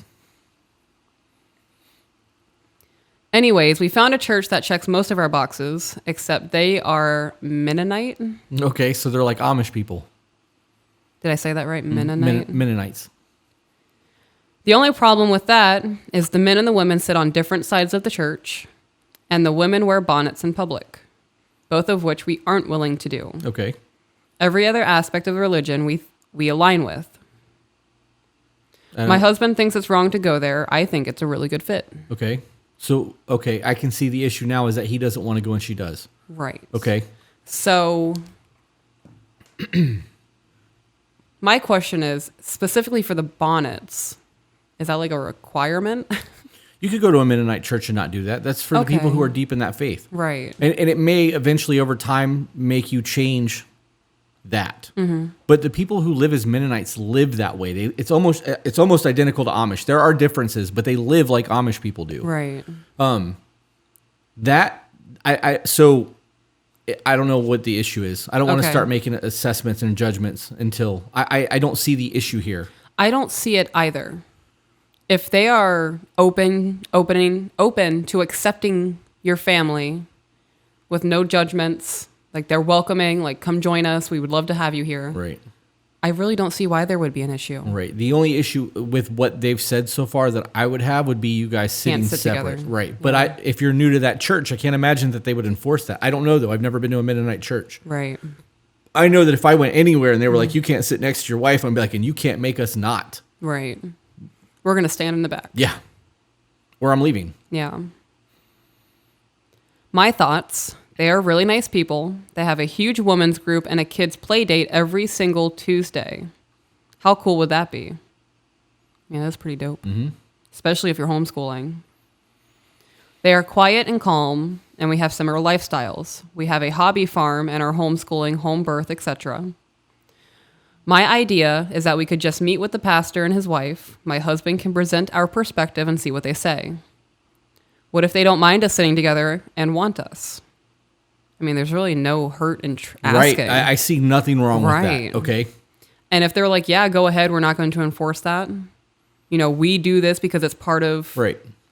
what we follow. Yeah, I couldn't see why that would be an issue. Right. And in that scenario, as a leader of a church, I don't think that you would turn someone away. Right, like you because are they don't here. want to wear a bonnet. You know what I mean? Like you're here Right. for the word. Yeah. But I could be wrong. Again, I've never been to a Mennonite church. Told you we'd get another Patreon before we were done. I would like to think that they would be open to, as long as you guys don't cause a ruckus. I believe or- they would. I Yeah. believe they would. There might be like senior members who are very strong in their faith that may shun that in the beginning. But even then, like, I don't know. The point of you guys being there is to get the word, like you said. Right. If everybody's there for a single purpose, and if you guys are sitting together in the back and they don't have to look at it, I don't Right. I agree with that. I have no problem dressing modest, but I'm not going to lie to them and lead them to believe I'm a changed person and wear a bonnet, and then they see me in the Aldi in my leggings and messy bun and are scandalized. I feel like it's very wrong. Another thought we had is, would they potentially be praying for us for years to see the light, and we never do? I don't want to mislead these nice people. So the way to avoid that is, like you said, to sit down with the pastor and his wife and say, this is who we are. We want to come here because this is the only church that we feel like we are comfortable in. And just be upfront and honest. Yeah. You know, when going to church, I will dress definitely more modestly out of respect. In public, I'm going to wear my leggings. I don't know if I would tell them that it's the only church. Yeah. Because in reality, you can get your scripture online now. You don't have to physically go to church. Yeah. When I tell you that I've had 8 hours of service in the last 2 days online, every bit of 8 hours. Right. But she's looking for the community in it. Right. So that's the conversation that needs to be had. Okay. When you go sit down with the pastor or the preacher or whatever they're called in a Mennonite church, and you say, we had a specific list of things that we look for when we're going to church, and your church checks every single box. The only cons that we have is that you want us to sit separately, and we're not willing to adhere to your dress code of bonnets and that. The community that you have is beautiful. We want to have a part of that. We homeschool, explain all of that. I want the word. What you guys are doing here is a beautiful thing, and I feel drawn to be at this church. But I'm telling you that we will not sit separate, and I'm not going to wear your dress code. I would think, because you said they're not Amish, but they're close to Amish. I've never heard of Mennonite. Right. I would hope that they would be welcoming about it, because they get shit on so often by people outside of their community that they would take that opportunity to invite people in and say, this is how we live our life. I think it's super dope that you want to be a part of this, even though you're not in the community. Right.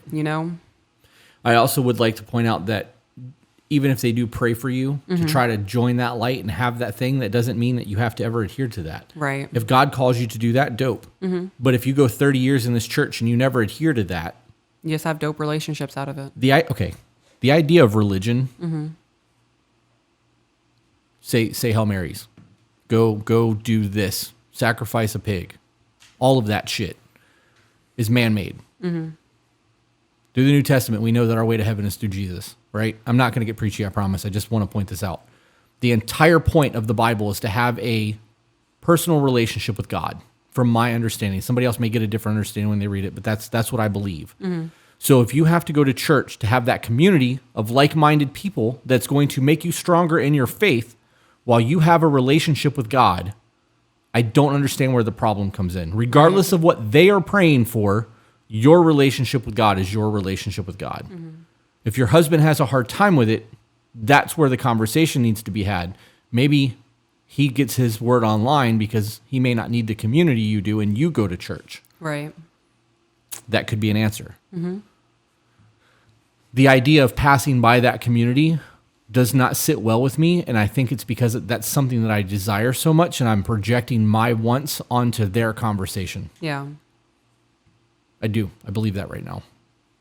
Do you want me to read his thoughts? Yes. He doesn't want to go because he thinks no matter what we say, they will pray for us to change. And that's not going to happen. He thinks it's morally incorrect to mislead these people, even if it's unintentional. How is you being direct with them in an initial conversation misleading? It's not. If they have set expectations outside of your direct conversation, that's a them problem. Absolutely. So there's no unintentional about anything unless you beat around the bush when it comes to that conversation with the pastor. If the pastor goes, are you willing to do this outside of church?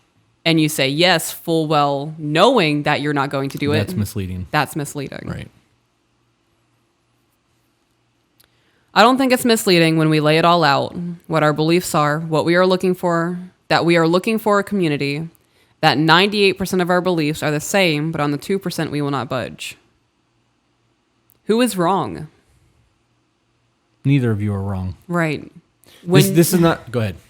When you look for who is wrong in a conversation, you both already lost. Right. There's no right or wrong to a conversation. There's two opinions. You guys have to come to a common ground. Yeah, I don't think this is a right or wrong scenario. I think that you guys are being too stubborn to have a conversation. Or he is being too stubborn to have a conversation. Right. I think the wrong in this is that he is so vehemently against doing that 2% that he's not willing to have the discussion. Right. You don't know until you ask. How insane would it be to give up on 98% of something? Right. Because you're scared of the 2%. Right. That's crazy. You know that the Merriam-Webster dictionary is only 99% correct? Did you know that? There's over 300 misspelled words in the dictionary because they operate at 99%. I learned this while doing a management course like 20 years ago, so that number may have changed. I'm giving you old data, but that is a thing.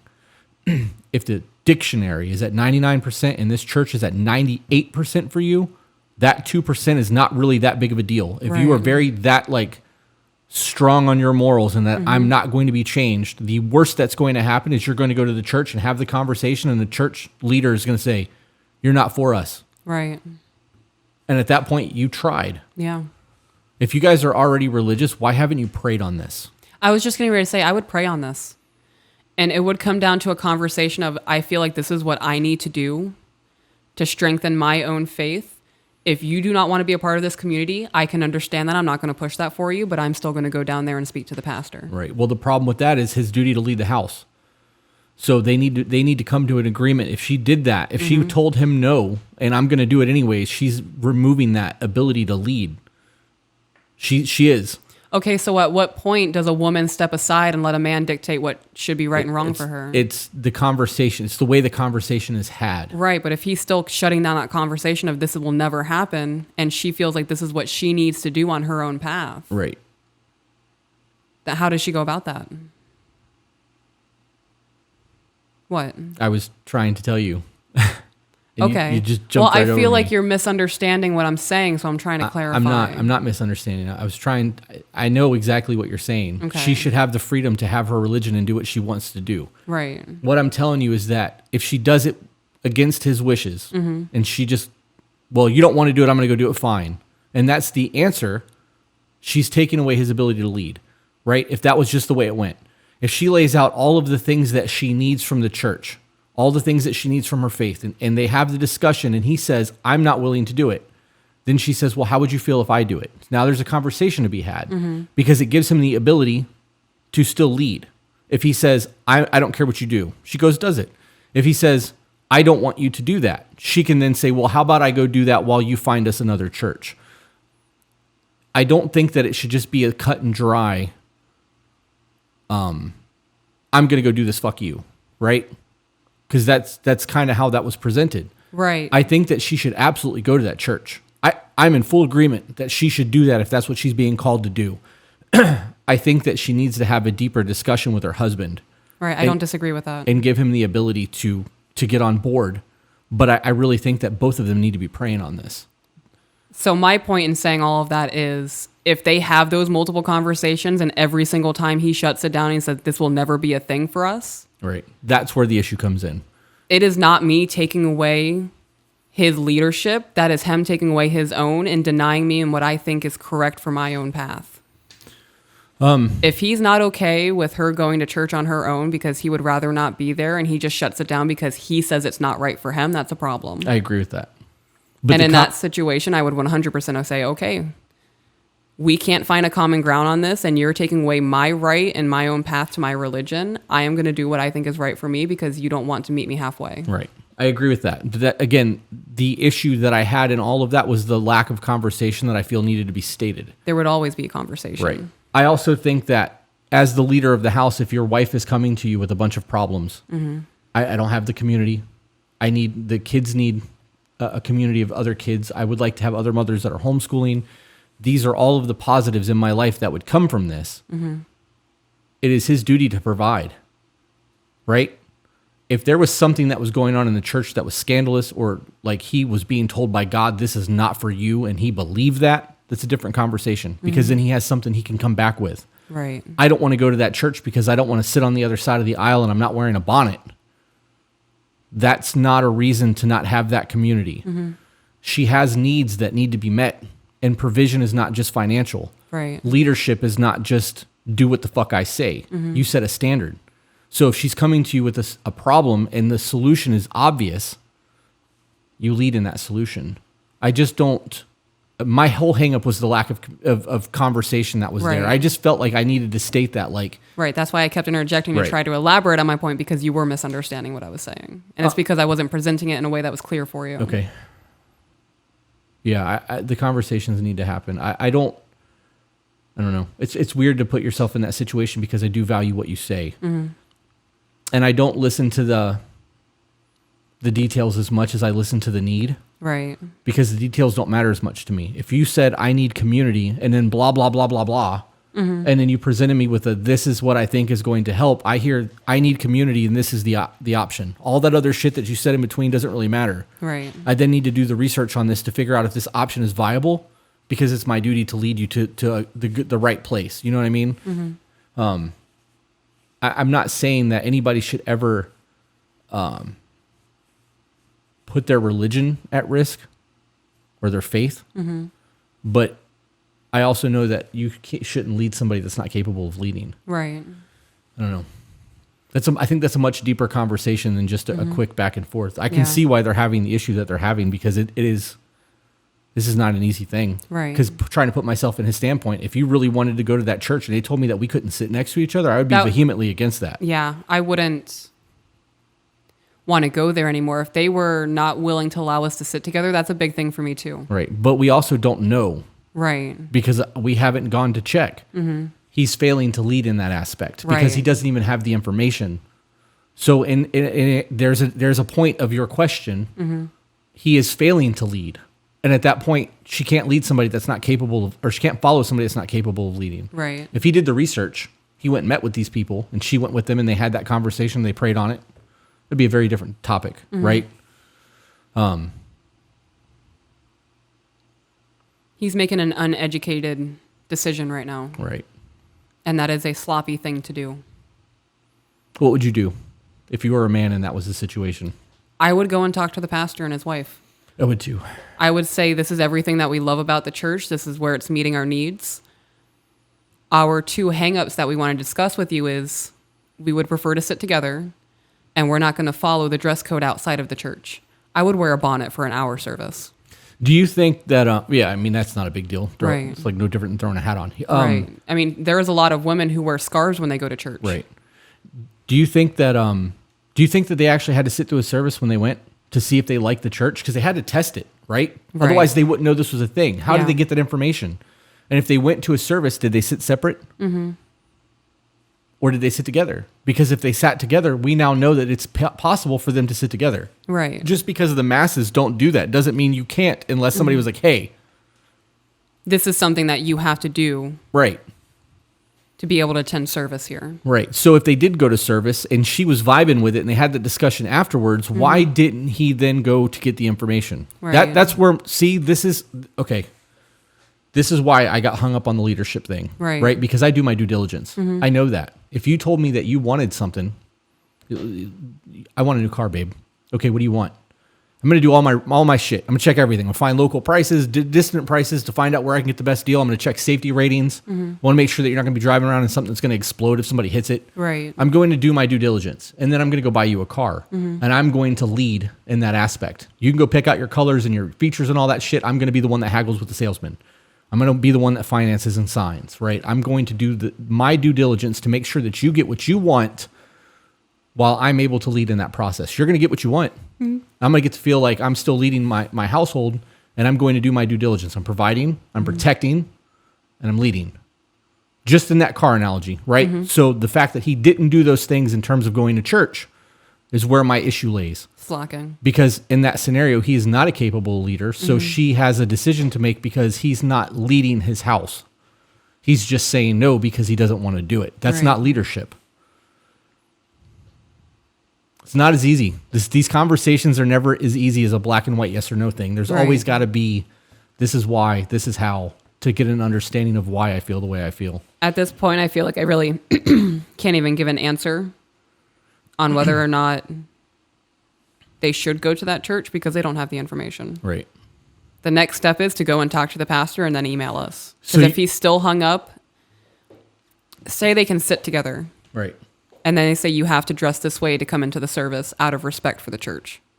And then he has a hung up on that. Well, they're allowing us to sit together. Us dressing a certain way for 1 hour is not going to be an issue. Right. But if he's still hung up on that one point, then we can have a discussion back and forth on how that conversation should go. Right. So, okay.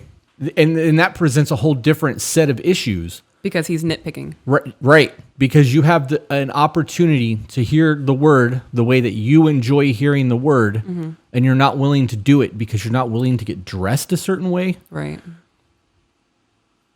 There were times that Jesus' disciple left on missions and did not eat. They left with no food, no water, just the clothes they wore, because that's what they were told to do.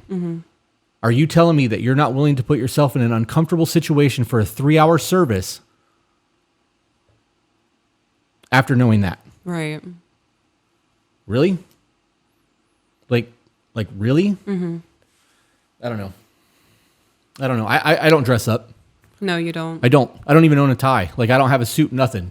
But if that was a requirement for me to go and hear the word at a place that I'm comfortable hearing the word, I would go buy a suit and tie, and I would wear it. And I would wear it on Sundays when I go, if that's what I needed to do to get what I needed to feel satiated in spirit, right? Right.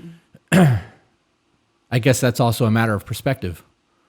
Is she more religious than her husband? And in that case, how can you let that man lead, especially in a spiritual manner, when he's kind of religious and you're very religious? Because that you're not leading your house. Right. If you were religious and I wasn't, if I was an atheist, you wouldn't expect me to lead you in prayer. You wouldn't expect me to make decisions based off of your faith because you knew I'm not capable of doing so. Right. That comes down to protecting, providing, and leading. It's very. I'm enjoying this. Yeah, I can really tell. am. I like the what if scenarios. Right, me too. Because it allows us to have conversations and it makes my brain work. Otherwise, I'm sitting here like, yeah, you need to talk to each other. Right. We've said this a lot over the last 5 months. It's a new thought process. Yeah. Start with the check-ins. You've watched our TikToks, but not our podcast. I can tell. You know? That's where the issue is. You watch the 30-second clip. Yeah. I don't have anything else. Could you imagine? Oh, man. Could you imagine having that, what we want in the community, being that close that you can literally touch it and then going, meh, doesn't work. I'd be so pissed. I'm not willing to try. I don't know. My mom told me that people are called differently, and that JJ doesn't have, maybe he's not as far along as her, or they have different levels of faith or whatever the case may be, but JJ's a lot more lax than she is. I truly believe that in that scenario, she leads the house in prayer. Like, she leads the house in her faith, because my mom is strong in her faith. And I think that, I know that JJ has his faith. I know that he does. I don't doubt that at all. But I think that if it was just him, he wouldn't be picky about church the way that she is. Right. Maybe that's the scenario with them. Maybe he is religious and has his relationship, but it's not as devout as hers is. So she's willing to make those sacrifices to get the community that she needs to have the spirit that she wants. And he's like, it doesn't work for me, because he's not as devout as she is. I mean, that's a very real scenario. Yeah. I wonder if people are still listening to us at this point. Yeah. I want to go to church. Yeah. Yeah. That'd be neat. We have a whole lot of research to do if we're going to go that route. I know. 3 hours and 18 minutes in. This is the longest podcast we've done in a while. And this isn't even a podcast. It's a sideshow. It's a sideshow. Yep.